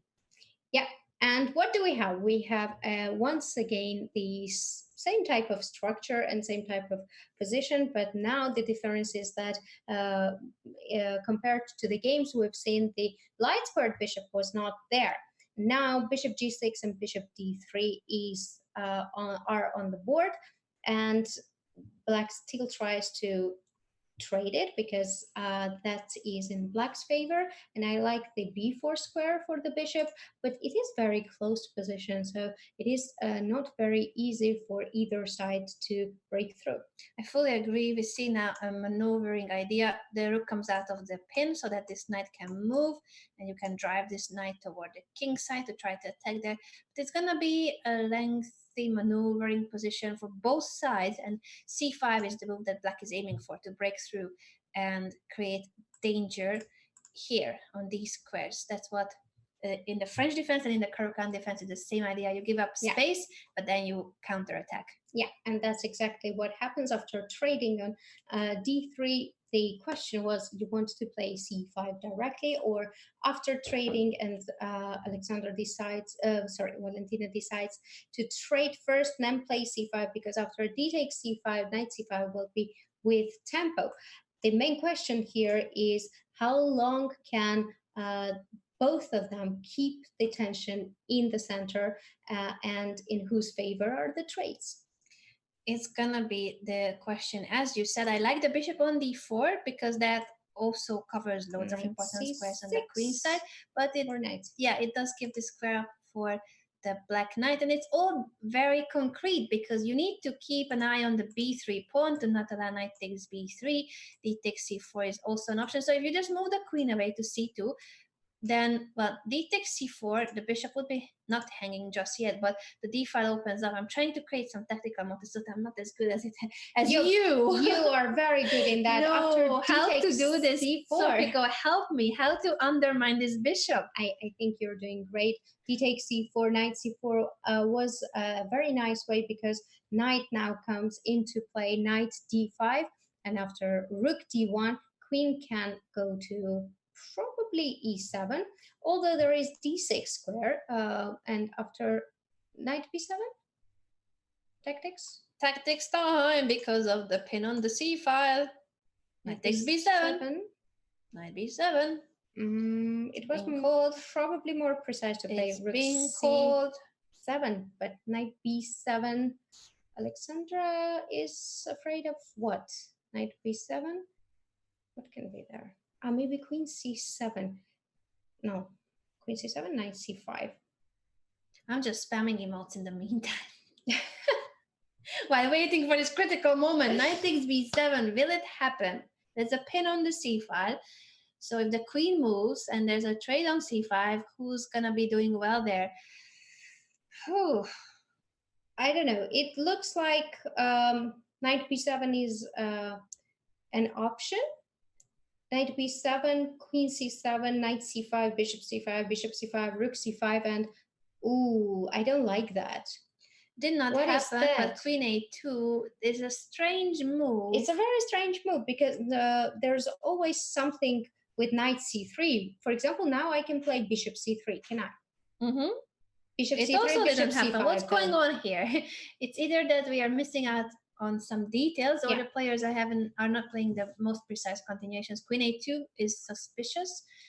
Yeah, either way is very difficult to play, especially this position. But now with queen d7, black kind of defended the b7, so maybe Valentina saw knight b7 tactic and she didn't want to allow it once again, and she overprotected the b7 square, b7 pawn. But I'm not a big fan of what happens from either side. I think that they could play more precise. Bishop b4 is a nice way because rook cannot stay on d file.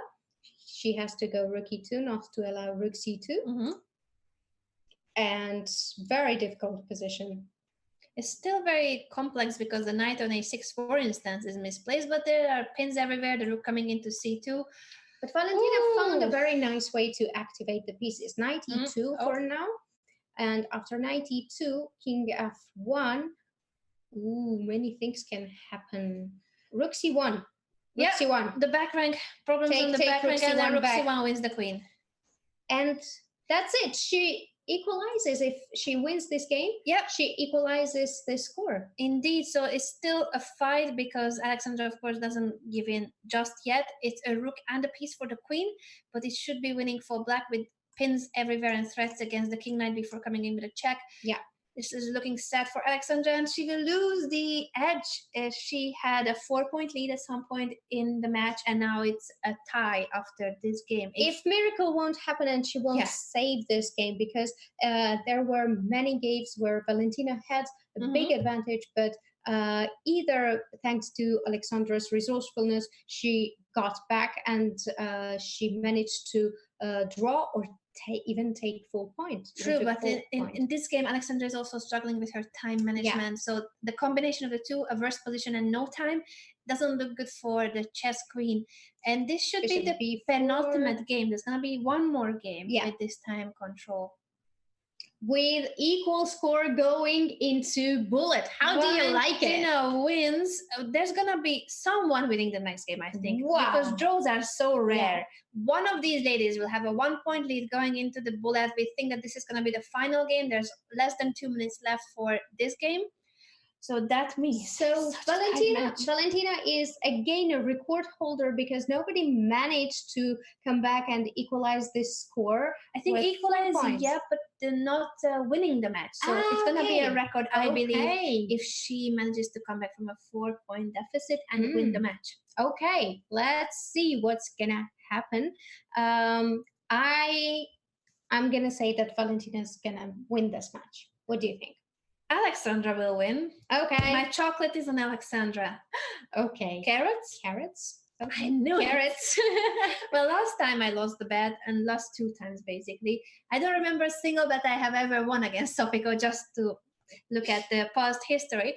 But I'm confident. I think Alexandra will bounce back. Her confidence will be back after a chocolate break, which is good for everybody. I also want to get some chocolate in the break. So Alexandra will win. Carrots on you if you win. I mean, I'm going to get you carrots. You guys let us know who do you think will win and qualify to the final. I'm going to spam some chocolate emotes just already in advance. Celebrating the chocolate. I'm going to get dark chocolate, please. Okay. Look at the carrot emotes as well. That's from Grandmaster Ludwig Hammer's channel. All right. So what do we have in this position? Valentina is playing very nicely, very actively with white pieces going on. Look at these two bishops, bishop c2, bishop b2, both of them looking to the king's side. Now the knights will open up, knight of 3. Just please don't mate in one. Don't blunder mate in 1. Yes. And the carrot's gonna be mine.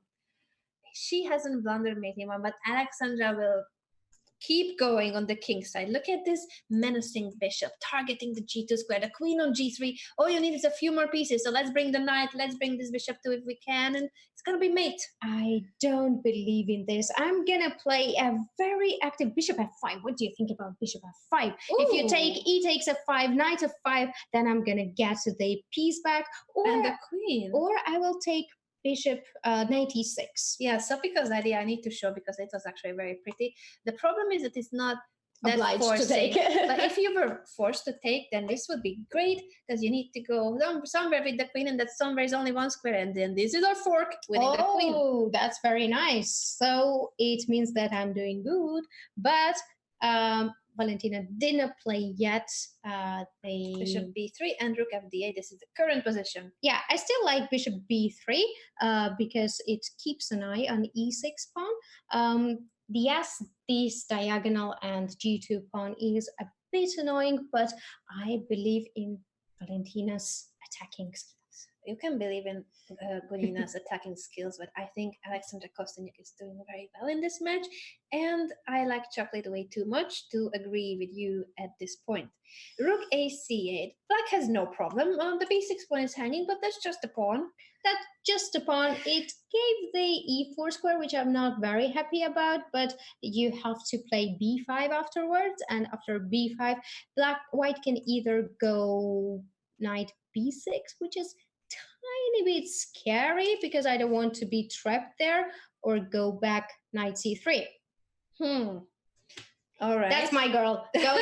Going for initiative. Knight b6. Let's go and have some fun. Knight f3, knight e5, coming bishop to d4, bishop to c5, f5. That's the move I wanted to see. All right, you're getting excited here, but this is an end game. She will not give mate. Are you laughing at me? Are you laughing at my comments? That is your response. I'm glad we are not on camera so that you can see Sopiko's cynical facial expressions when she comments on my analysis. All right. Carrots are too tasty. Okay. All right. The e6 pawn is the target, I understand, but there's not that much of a danger. White has very active pieces. I agree with you on that as well. So there's not much I can praise about Black's position, but she's solid. All right, she's solid. And she's called Alexandra Kosteniuk, the chess queen. Yeah, she has e4 square, but now she has to decide to go for e5 or e takes f5. e5, knight c6, I think that knight c6, bishop c6, rook c6 is kind of a threat. Alexandra decides to go back and play rook e8, but I don't like that decision. This is a weakness and the e5 square as well.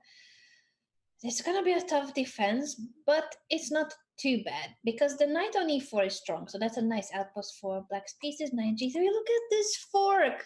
Valentina, don't get excited. Valentina has already blundered. No. You are fork knight. Very, very mistaken. Rook c2 or king f2. Okay, but knight f5 is still all right, threatening to look. Rook c2 is just a refusal of draw because king f2, knight e4 would be. Valentina did not allow the repetition. Refusal of draw. All right. Yeah, probably this won't be a draw because Black is winning. Look at this knight jumping in. I don't look know. Look at knight g5. E6 pawn is hanging, bishop on e4 is hanging, and this looks, this looks, by the way, really good. This is winning. This is winning for Valentina because it's a double attack. There's nothing I can say except for that shark face that we have on the screen, but a beautiful graph on who's gonna win. And Joe's is also back. Wow. I don't know what to say here because this is trouble for Alexandra. Only 4 seconds left, and the bishop and the pawn are hanging. Knight g3. Too weak, too slow, or bishop too slow? e6. Too slow. Yeah, she's actually very strong. But the quote rook is... d8, rook d8. Stop being so excited. Going with 1 point lead in the bullet portion makes my chances to win the carrots very high. Someone is very happy. Well, we're going to go for a chocolate break, and the players also have a quick break before the bullet portion begins. Don't go anywhere. Half an hour of bullet comes, and it is not Gunina who's leading. Will Alexandra Kosteniuk make a comeback? We shall see. Yeah.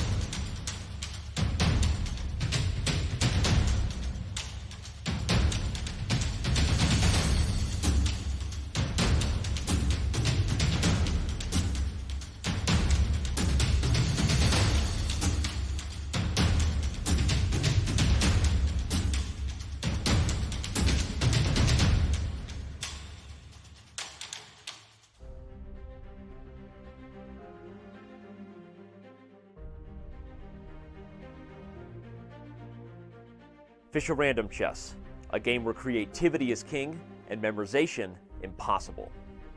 960 different back rank configurations turn the world's best chess players into mere competitors trying to outwit and outclass each other with every unprepared move. Only one will be worthy of the title of Fischer Random Chess Champion, but the best part is that champion could be you. The Fischer Random Chess Championship will be unlike any tournament ever held. With a global qualification system, for the first time ever, everybody truly has a chance to prove themselves the best player in the world at a chess variant. Are you a chess artist worthy of the 11th World Champion's admiration? We're going to find out. The tournament features open qualifiers beginning on April 28th and the title player qualifier stage beginning in June. Over $300,000, Fabiano Caruana, Hikaru Nakamura, and world champion Magnus Carlsen await you at the later stages. The Fischer Random Chess Championship title is there for the taking. Will you make a run at it? Go to frchess.com today to register and stay tuned to Chess.com for all the latest news and updates regarding this historic event. It's the FIDE World Fischer Random Chess Championship organized by Doomed AS and Chess.com.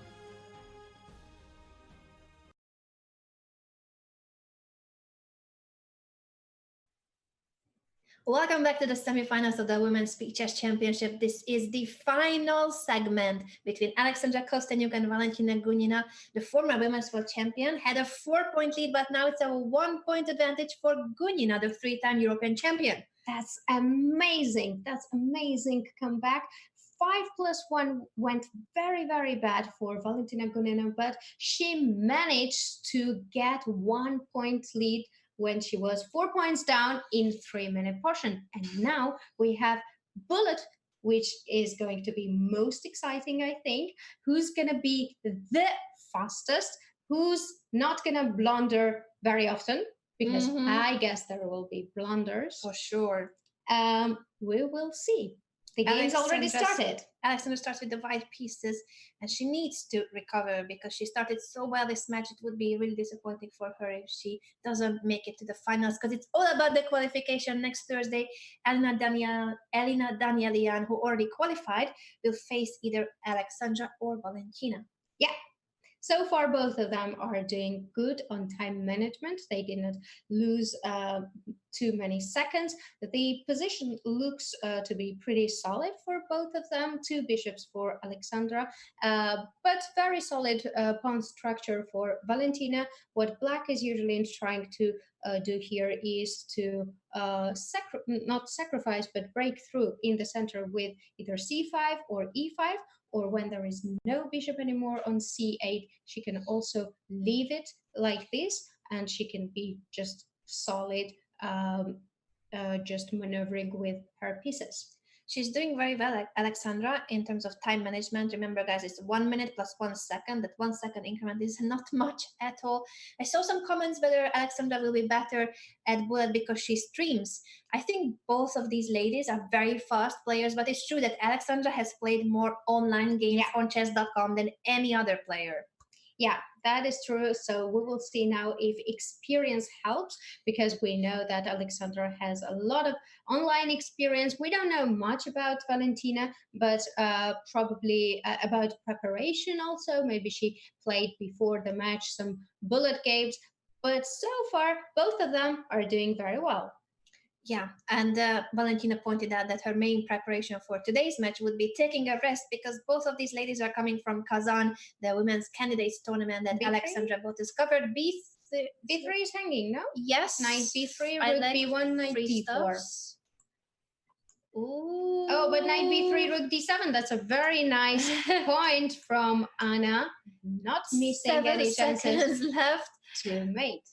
Yeah, this doesn't look good for Valentina. 8 seconds, and the pin. Rook D3 is a nice way to defend the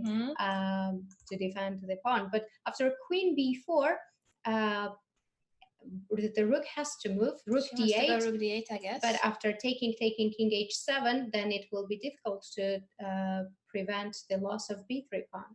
Bishop d2 to attack the queen. The rook is still hanging. Now it has to move. 7 seconds left for Alexandra. Six for Valentina. Rook Ooh, rook d8. That's a very nice move. Queen b2, knight b3, taking on a 5. Oh this my is God, looking a bit what's suspicious. going on? Something is this take, working? check. Bishop f8. So far everything is defended and the pawn on a4 is hanging. The bishop is hanging too. Black can give a check now. 94, 96 is one of the second left. 2 seconds. 96. Oh my God. Who's gonna flag? Who's gonna flag? Someone will flag. 0.2 when Alexandra made the move. Wow, this is amazing. Pre-move. Bishop g7. Take. Pre-move.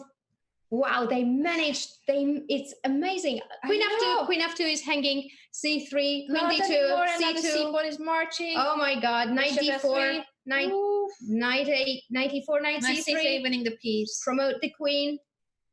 Oh my. Okay, this looks very winning for Valentina Gunina, but she still has 4 seconds. Will she manage to win it? We will see shortly. I guess she will. She has to, because she has already collected some time. So Alexandra resigns to go for the next game. A 2-point lead for Valentina Gunina for the first time in the match. Wow. And if she manages to win this match, she will be the record holder, because nobody managed to first come back from 4 points down. 4 points down. Yeah, a 4-point deficit never happened that you would win the match after that in any speed chess matches before, not just the Women's Speed Chess Championship. So we shall see. And we have the same opening that we already had in this match. Valentina goes always for bishop g5, e3, and giving up the pawn, but keeping the initiative, which very much fits her style. It does. Both players are famous for their dynamic, aggressive approach to chess and tactical vision. They both see tactical elements just like this. So Bullet is going to bring us, I think, a lot of exciting positions with many tactical motifs. Yeah, e4 is hanging right now, so she has to do something, either rook e1 and rook c1, then knight e5, knight c4, queen c4 is also possible, and knight b3, knight c5. That's actually a very nice way to emphasize that, yes, I have compensation for that pawn. And it's going to happen right now. Quick reminder that you can still clip your favorite moments of the match from the broadcast. The blunders, I think, are the clear candidates, because we are going to choose the clip of the day after the bullet portion. So the bullet is included too, and that makes perfect sense because it's so exciting. Yeah, e5 was a strange blunder from Alexandra because she just gave back the pawn, and once she gives back the pawn, then it is very big initiative for white. Ooh, queen f6. Why not queen f8? Oh, queen when f6. you need to make moves like queen f6, it looks like trouble. Bishop takes e5, counter tactics. The knight on f5 is hanging, and also there's going to be a discovered attack next move if possible, but not D6. with rook e8, of course. d6. D6 was promising instead of queen c5 to make but maybe queen sense. e5 was there. Hmm. So queen c5, queen e5, rook c1. Ooh, Alexandra is a bit down in time. Position-wise, she doesn't have a lot of trouble to defend it, but still I think it's white who is playing for advantage. Maybe this is going to be one of the few drawn games, but it's difficult to call the result when they are down to 20 seconds. There have barely been any draws. Both players are such fighters, no draw offers ever. Yeah. Queen d6. Alexandra manages to consolidate and trade some pieces, but no, that's not how we're doing, and we will have repetition. Do you think we will have repetition? We should have repetition. I think they will go for they are going for the draw. Valentina says no, but that gives up the d5 pawn, and now Alexandra has chances. Was this a good choice? Ooh, she should have gone for repetition. She should have. Yeah. Now it's a pawn up for Alexandra Kosteniuk. Still not easy to convert it, but she has some chances. She's low on time as well. Both players are really low on time, yes. Queen c5, queen e7. Oh, what? What was queen takes d5? Ooh. Hanging the queen in one. Yeah. Maybe takes she c5. thought it was rook. Or maybe she thought the c6 pawn was not on the board. I really don't know what Yeah. queen takes d5 was. Or also earlier, I thought there must have been a discovered attack with the queen hanging on c5. Wasn't it possible? Yeah. Anyway, next game. There's no time for analysis. You can check those games on their profiles. So go to chess.com and find the players. Chess Queen. Go to game history and analyze it in your time. But the match goes on, and it's now a 1-point lead for Valentina Gunina. Only a 1-point lead. Yeah, and we have hippopotamus on the board, right?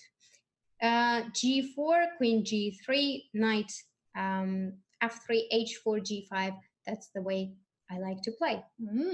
Now we know, and we shall see if the players will go for that setup as well. Knight is coming in, indeed, to the F5 square. Yeah, H4, G5 is also kind of a unpleasant way for black to meet. Knight H4, G6. Sometimes there can be sacrifices. This bishop has to come back. Bishop H1, Knight G2 is an interesting maneuver. Interesting maneuver, indeed. Yeah, but Bishop C1. Square. Yeah. Another interesting move. Look at these pieces. Bishop on H1, other on C1. Feels like Alpha 0, but maybe it's not working that well here. Who knows? Yeah. Bishop H1, Bishop C1 does not impress. But what can black do? Maybe she can create something on the queen side with b5, c5. Oh, more minor pieces on the background. That's the way I like it. I'm just trolling Alexandra because the position is so close that actually she has time for it. She can do this because everything is so close, and now she's going to take some time to improve her pieces. But where shall the knight go? It's so poor. It doesn't look good. It doesn't look good for white. And now another bishop move so that you have square for the knight, and then the bishop can come here. Maybe bishop weak. Oh, ooh, yeah, this looks very bad. Very, very bad. Gunina opens up the position in the right moment. I think that the c file will be difficult to handle. Yeah, and at some point b4 might be a possibility. For example, now b4, and if you take a4, then I can take on e1 and then on c2. A tough game for Alexandra, but she has more time, and that matters in bullets. So at least time is on the side of the chess queen, former women's world champion. Rook b8 to protect the pawn, and black can push b4 to create an a-pass pawn in the right moment. Yeah, the good thing for... I don't like this, though. Closing in the rook. Yeah, good thing, though, for Alexandra is that there is pressure on h-file, so black could not go easily rook b7 and b4, but black still has a lot of opportunity to do so. It's like this was a pawn hanging out on the background for white. Queen c7 was there. Rook b7. Oh, she takes on f5. It's opposite colored bishops. Yeah, but very bad one. Yeah, this bishop cannot move. Even if you make it to h3, it still cannot move. Yeah, bishop a3. The pawn is lost, and that's a pass pawn. But the e-pawn gives some chances. Yeah.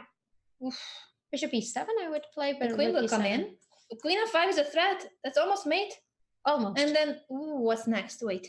Okay, at least not a perpetual. No. Back to g8. Yeah, bishop g7 is there. And but this is hanging, and this is hanging too, and this is hanging. Everything bishop is c5. hanging. Bishop c5. Ooh, wins the queen. Queen takes d5 was a blunder. Alexandra Kosteniuk now blunders back the queen that was blundered in the previous game by Valentina. Yeah. So it's again a 2-point lead for the 3-time European champion.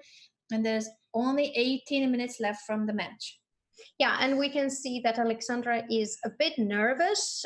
We can see it on her face. She cannot believe that she had 4-point lead. It went so well for her. But somehow Valentina managed to come back, and she has now 2-point lead, and she looks very calm.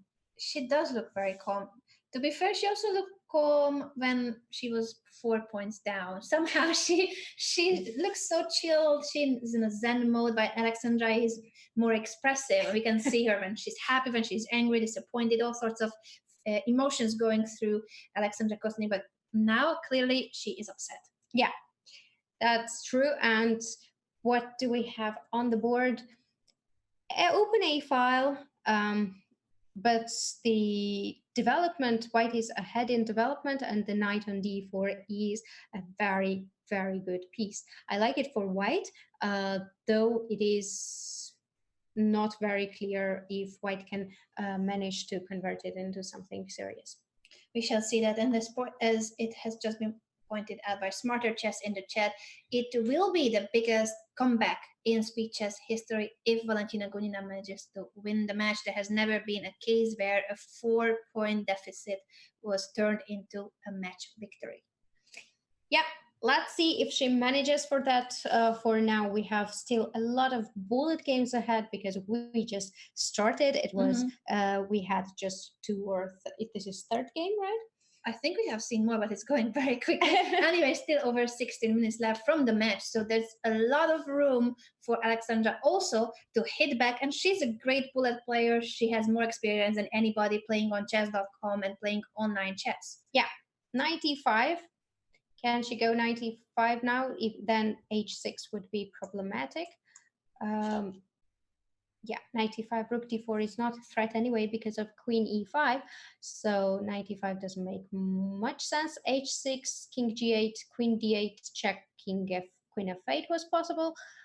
Queen g4, queen f8 still. It's still tricky for white, I think, because there are lots of checks. Queen h6 not possible because of knight e7. Yeah, that's not blunder, that fork with the not guarding the e7 square. 10 seconds left for Alexandra Kosteniuk. She plays rook f7. Oh, rook. Yeah, allows queen d5. Not sure it was a good idea. The rook is hanging, and that's an exchange. Yeah. And that's a very, very good exchange. Oh, that's another point for Valentina Gunina. She's taking a 3-point lead with only 15 minutes left from the match. A 3-point lead. Wow, this is a huge comeback. Yeah. This is indeed very huge, and now Alexandra is trying to play different line, not the main lines, but the different line in Caracan with knight f3, knight c3. But we still have the same pawn structure. c5, knight c6 is a very common way to play the Caracan. I like Black's position because I think that Black already solved her problems with the bishop that's not there anymore and the open c file, and I don't see any attack anytime soon on the king side. I agree with you, and the knight is nicely placed on e4. What white has is the pair of bishops, but in this structure, the pair of bishops doesn't mean much because it's quite a closed position, and the bishops love open positions. Yeah. Knight d4, knight d4, two bishops, but as you said, it's not one to wish for. Not really. Alexandra is shaking her head. She gives away everything with her facial expressions, but that's one feature we do love about the speed chess matches, that the cameras are on, but the players don't see each other. So it's not like an over-the-board tournament where you need to hide your emotions. Here, they can do whatever they want, and the opponent is not being disturbed by any means. Yeah. d5, many pawns for Black for now, but this d5, d6 might be dangerous. The d6 pawn, that's a very advanced pass pawn. That's great for Alexandra because this gives quite a lot of chances. Tactical motifs can arise by having such a pass pawn and this bishop supporting the promotion square. Yeah, queen d5, but now Valentina's position is very solid. Rook c7 with the idea of rook c8, but it should not help because the d6 pawn will also fall. Even if she takes bishop d6. This bishop right takes now. d6, threatening mate on h2. It's blundered. Bishop. The queen h2 was made. Yeah. Bishop takes e7 was played, and even like this, Alexandra resigned. Yeah. Anyway, back and to now the match. We have 4-point lead. From 4-point deficit to 4-point lead. Valentina Gunina is killing it. Wow. That's really, really impressive. Again, Catalan on the board with bishop g5 and e3, rook b8, b5, I guess, is the way to meet, and Alexandra agrees with me. Queen e2. And Valentina is trying very much. I love this. I love that she's really not afraid of these sacrifices. She just goes for initiative, even in bullet, because in bullet, when you like give up a lot of material where it's not very clear where is the initiative, it's tough to play. I fully agree with you. And I wonder if Alexandra will have enough time. It's only 12 minutes left from the match, and she needs to recover from her 4-point deficit. Also, psychologically, it's so tough. Yeah, it is indeed very tough. And once you're annoyed, I don't know how they are like, but when I play the bullet and I blunder and then I blunder again and then I try and I blunder again, it just gets on my nerves so much that I just disconnect and go. There's no chance for the players to stop rematching each other. It's an over 3-hour battle between the two members of the Russian Olympic team. They have been teammates for years, but they always fight, even at classical tournaments. They barely ever make draws. And this has been an epic match. Tell us about your opinion in the chat. It can still go either way, because there's still time for a comeback by Alexandra. But so far, how do you see the match? And did you think that Gunina will bounce back to this extent and give carrots to Sopiko? Because so far I'm losing the bet. I'm losing the bet, guys. I need some help.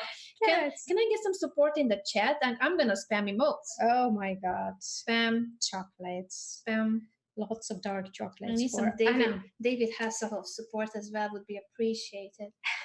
Anyway, back to the game. It's only 19 seconds left for Valentina Gunina, which is good for Alexandra. There's something. But where are the pawns? Yeah, a lot of blunder happened from Alexandra, because I thought that she was doing very well, but somehow with knight b4 she lost the c7 pawn, and then it was not easy anymore as white has center, and now it is one extra pawn for whites. And Valentina is being very fast and very active. It is incredible how the 3-time European champion has recovered from the 4-point deficit and Rook now e1, rook is c1, winning game after game. No. Maybe it was interesting, like rook e1, rook b4, rook c1, rook f2, bishop e2, because the king was in danger. But now this is a different position, and it is also dangerous. Look at this king on g6, almost mated. If there was a rook on aj, that would be mate. Yeah, but she can play now king e3, or rook d8, mate. She wants to mate. Yeah, rook h8. How do you defend it? Oh, and there's a fork here. And knight c6 was fork. But this is winning. This is what. Oh, but also this rook dropped. I'm not sure. Which was better? Maybe h1 queen could have been better, but it's a queen on the board. But still not so easy, because how do you stop e8? With the bishop. Luckily for Alexandra, this move works. So this is gonna be a win for Alexandra Kosteniuk, and that will mean a 3-point lead for Valentina Gunina with less than 9 minutes to go. Yeah, oh my God, less than 9 minutes. Will Alexandra manage to come back? It would be impressive. Can you imagine 2 comebacks? It would be a double record. Yeah. Wow, we don't know what's going to happen, guys. Let us know in the chat. What do you think? This is the final 8 minutes of the match. It has been epic. Wins back and forth, no draws, barely any draws, and these two ladies deserve all the credit for their fight and all the tactical motives they have shown us. It was amazing. Oh, such fighters, 2 of the top players in the world. They are at the very top of the classical chess rating list, but also in Blitz, they are very strong. Both have collected medals at rapid and Blitz events in the world. Yeah, and we have opposite castles on the board. Who will be faster in the attack? That's the main question when you have such position. Alexandra opened the F file, but in whose favor it is, we will see very soon. I think it is in Black's favor, because Black is trying to attack on the king side. And knight g5, unfortunately for white, forces the trade on f8 that gives up the f file. And this knight f3 is very annoying, because you need to trade your defensive bishop, the g2 bishop. But still, there is only one rook there, and there is not enough pieces to attack. Queen and rook, king g2 you shouldn't play because of rook f2, but doubling on f file will give black, of course, the chance to come rook f2, knight, queen f3, and then it would be really dangerous for white. Rook f2 still. Come on. Rook f2, you're rooting for king c7 was played instead. Who will win here? Bishop d8 is a tactical motif to take here, but it doesn't give much to white, I'm afraid. a4, isn't this slow? Rook f2, queen Now. f3, rook f2, queen f3, come on. Now it's happening. There you go. This may become a 4-point lead for Valentina Gunina. What a comeback if she makes it happen. Yeah, still not over because queen e1 is a nice way to kick the rook out. So that's why there is danger. White cannot go queen b5 or something like this. Ooh, what is this? Queen b4? An exchange sacrifice? Or What what? was the idea? She only pushes a5 instead of queen b4? Why did she give up the exchange on d6? Yeah, I don't know. Alexandra badly needs to make a comeback. It's a 3-point lead for Valentina Gunina. Now the rook is Now she hanging has on to. a 3. Oh, 96. Woo! And bishop e3. Wait, she could have played No. knight d5 as well. Both queens are hanging Yeah, knight high. d5 was better. Knight d5 was better. Ooh, Yeah, knight d5 to take the rook. That's a badly missed. Well, this is still better than before. Yeah. 8 seconds left for Alexandra Kosteniuk, 29 for Valentina Gunina, 3-point lead for the 3-time European champion. And this was already a match that has seen everything turning. It was a 4-point lead for Alexandra Kosteniuk. Oh my God, there was like king h6, bishop f8. So g5 is very much needed. g4 and queen f6, queen f3. Valentina is being very tricky, very fast and very tricky, fast and furious. Fast and furious, all right, but I want to win my chocolate. So go, Alexandra, go. You can do this, girl. 5 minutes left from this match. And this is it, a 3-point lead that Alexandra Kosteniuk has to recover from.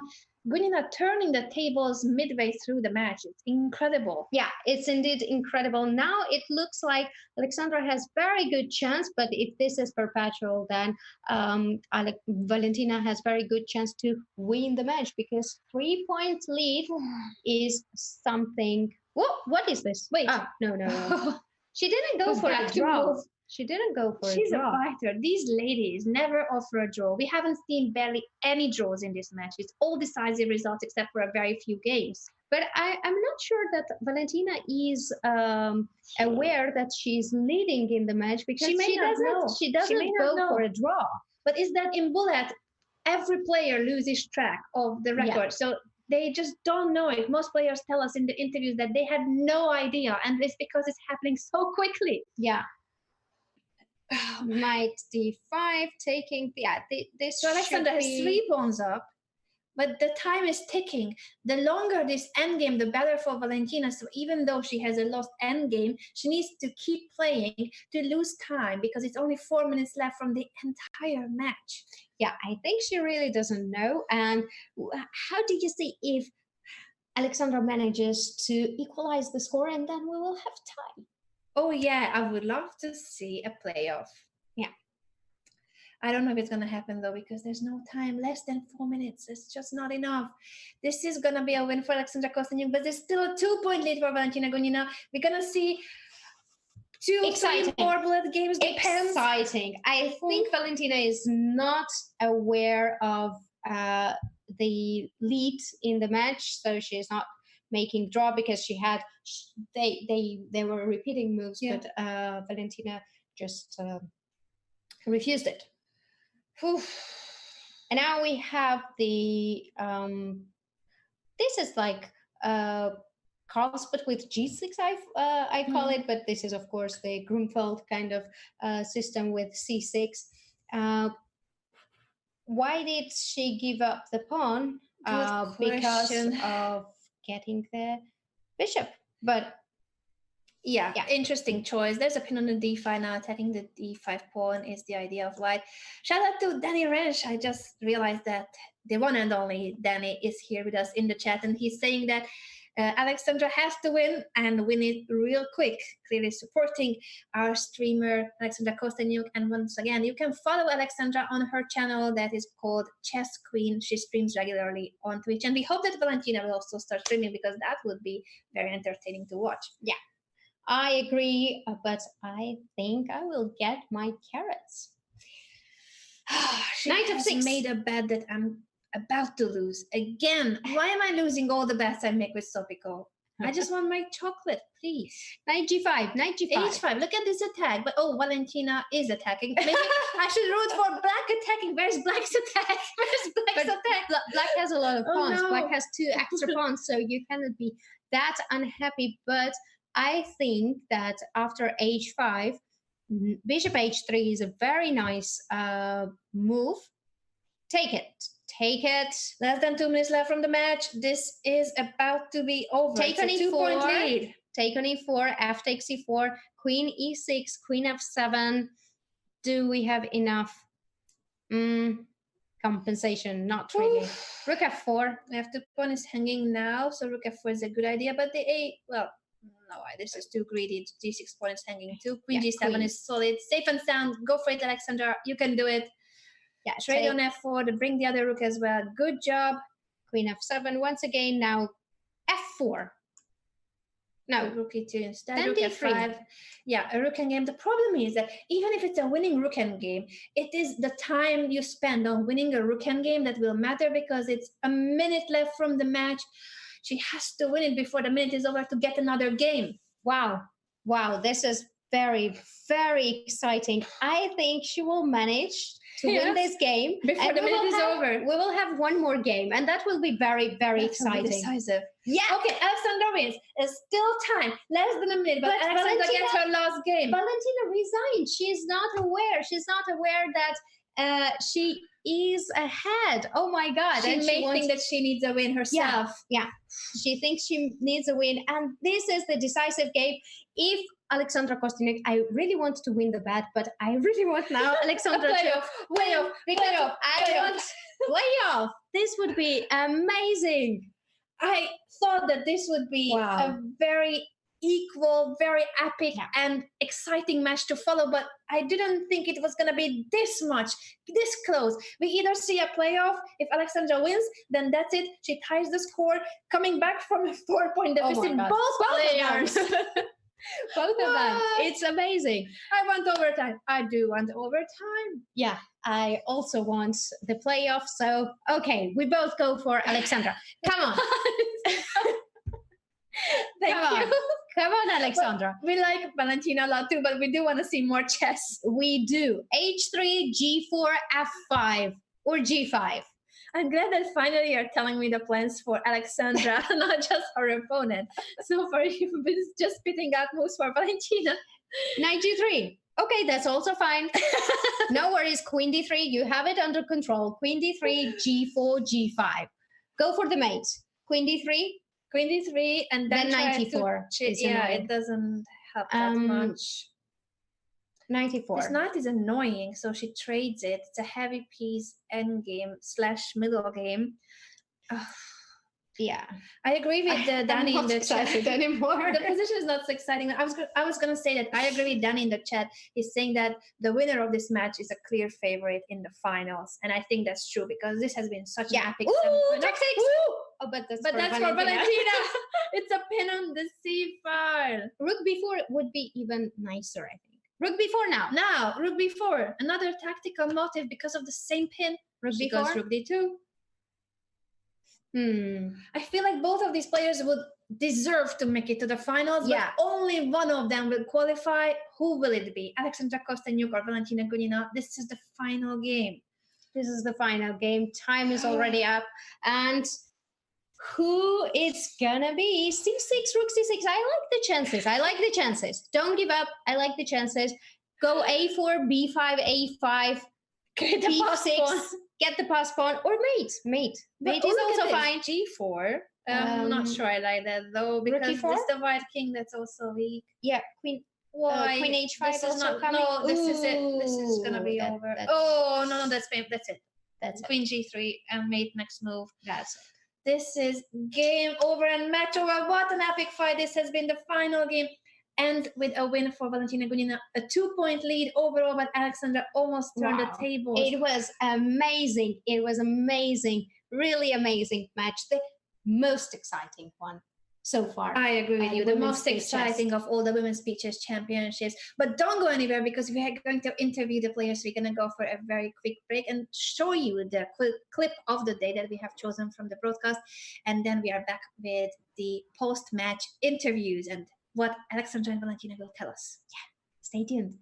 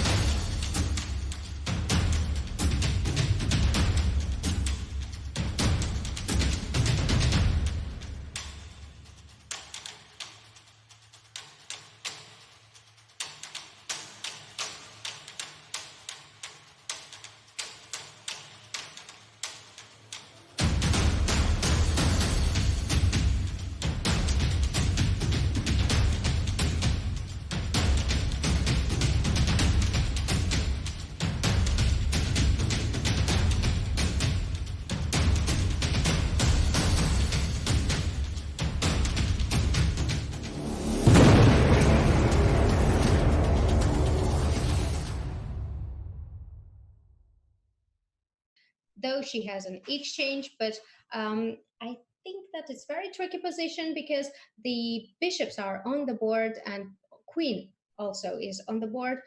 And it's a win for Valentina because mate on the board, queen f8 back rank mate. That was a sudden death. One move blunder. It was that a was one move blunder. One move blunder.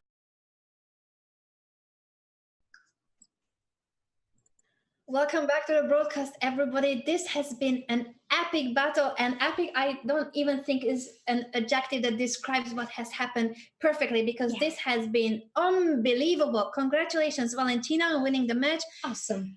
We just really couldn't believe our eyes. Alexandra, you had a 4-point lead, and then Valentina made a comeback, but then almost Alexandra made a comeback. What are your first thoughts on the match, Valentina, on winning the match? What do you think, and how did you feel? I'm so happy that it's over. Because I'm so tired, and Alexandra should be also tired. Yeah. Alexandra, how did you feel? Well, tired. During the bullet, that the last game could have actually tied the score. Yeah, but I mean, I wasn't successful in the middle game, so I didn't have any single chance, I think, in that particular game. What do you think were some of the most critical moments in the match, Alexandra? You started very well and you had a 4-point lead after the 5+1 portion. Where do you think it went wrong in the 3+1? In which games did you feel like it slipped out of your hands? Yeah, I collapsed somewhere. I ran out of power. I don't remember any particular games or moments, as there were so many, and of course many blunders. But just this match initiative just slipped away, and I couldn't really find it back. And Valentina, were you aware that you were ahead in the match when you went into the bullet portion? Because at some point you were not repeating the moves when you had like 3-point lead. Oh. At some point I just couldn't realize how I started to blind with every move. I mean, some simple blind, like queen at some point, and I was so shocked. But I don't know. I just when I started to lose many points, I decided, okay, I need to join. I need to enjoy this match anyway. So. You're both coming from the women's candidates tournament. That must have been very tiring. How was your past week, and what were you trying to do to make room for this match, to take a rest? Valentina, if you can answer first. You said that your main preparation would be taking a rest for today. Well, I have a dog, and I need to walk with dog. And normally I'm walking for 2 hours, so for me it's totally relaxing. That's nice to hear. And what about you, Alexandra? Well, I think today is the first day when I was feeling okay. I've had such a terrible headache after, for several days. So I was just, days were passing by without really noticing. So I'm very happy today that I'm feeling fine at least, and I was able to play decently in some of the games. Of course, I'm not satisfied with the result of the match because I had such an advantage in terms of points, and then I just gave it all away. But at least I'm feeling fine. We are glad that you're feeling better, and we wanted to congratulate both of you, because what we felt like during the match was that you would both deserve to be in the finals. It didn't feel fair that only one of you will make it. Yeah, well, in knockout events, it's often like this. Yeah, sometimes one part of the table is somehow feels stronger. Of course, it's always difficult to win, and I don't want to say that the other part is weaker or something like this, but it happens sometimes in knockout events, and it makes it more entertaining, I think. We know both of you are very exhausted, so we don't want to keep you long here. We'll keep it short. Just one question to Valentina. Valentina, you qualified to final, and you're facing Grandmaster Elina Danielian. What are your thoughts about the final?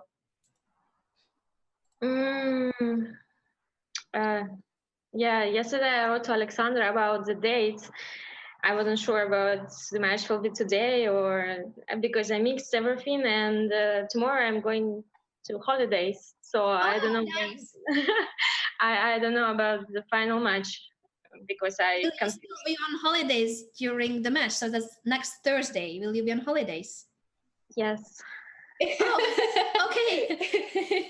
I don't know. I just mixed everything. So after candidates, I couldn't think at all. So now I have to solve this problem.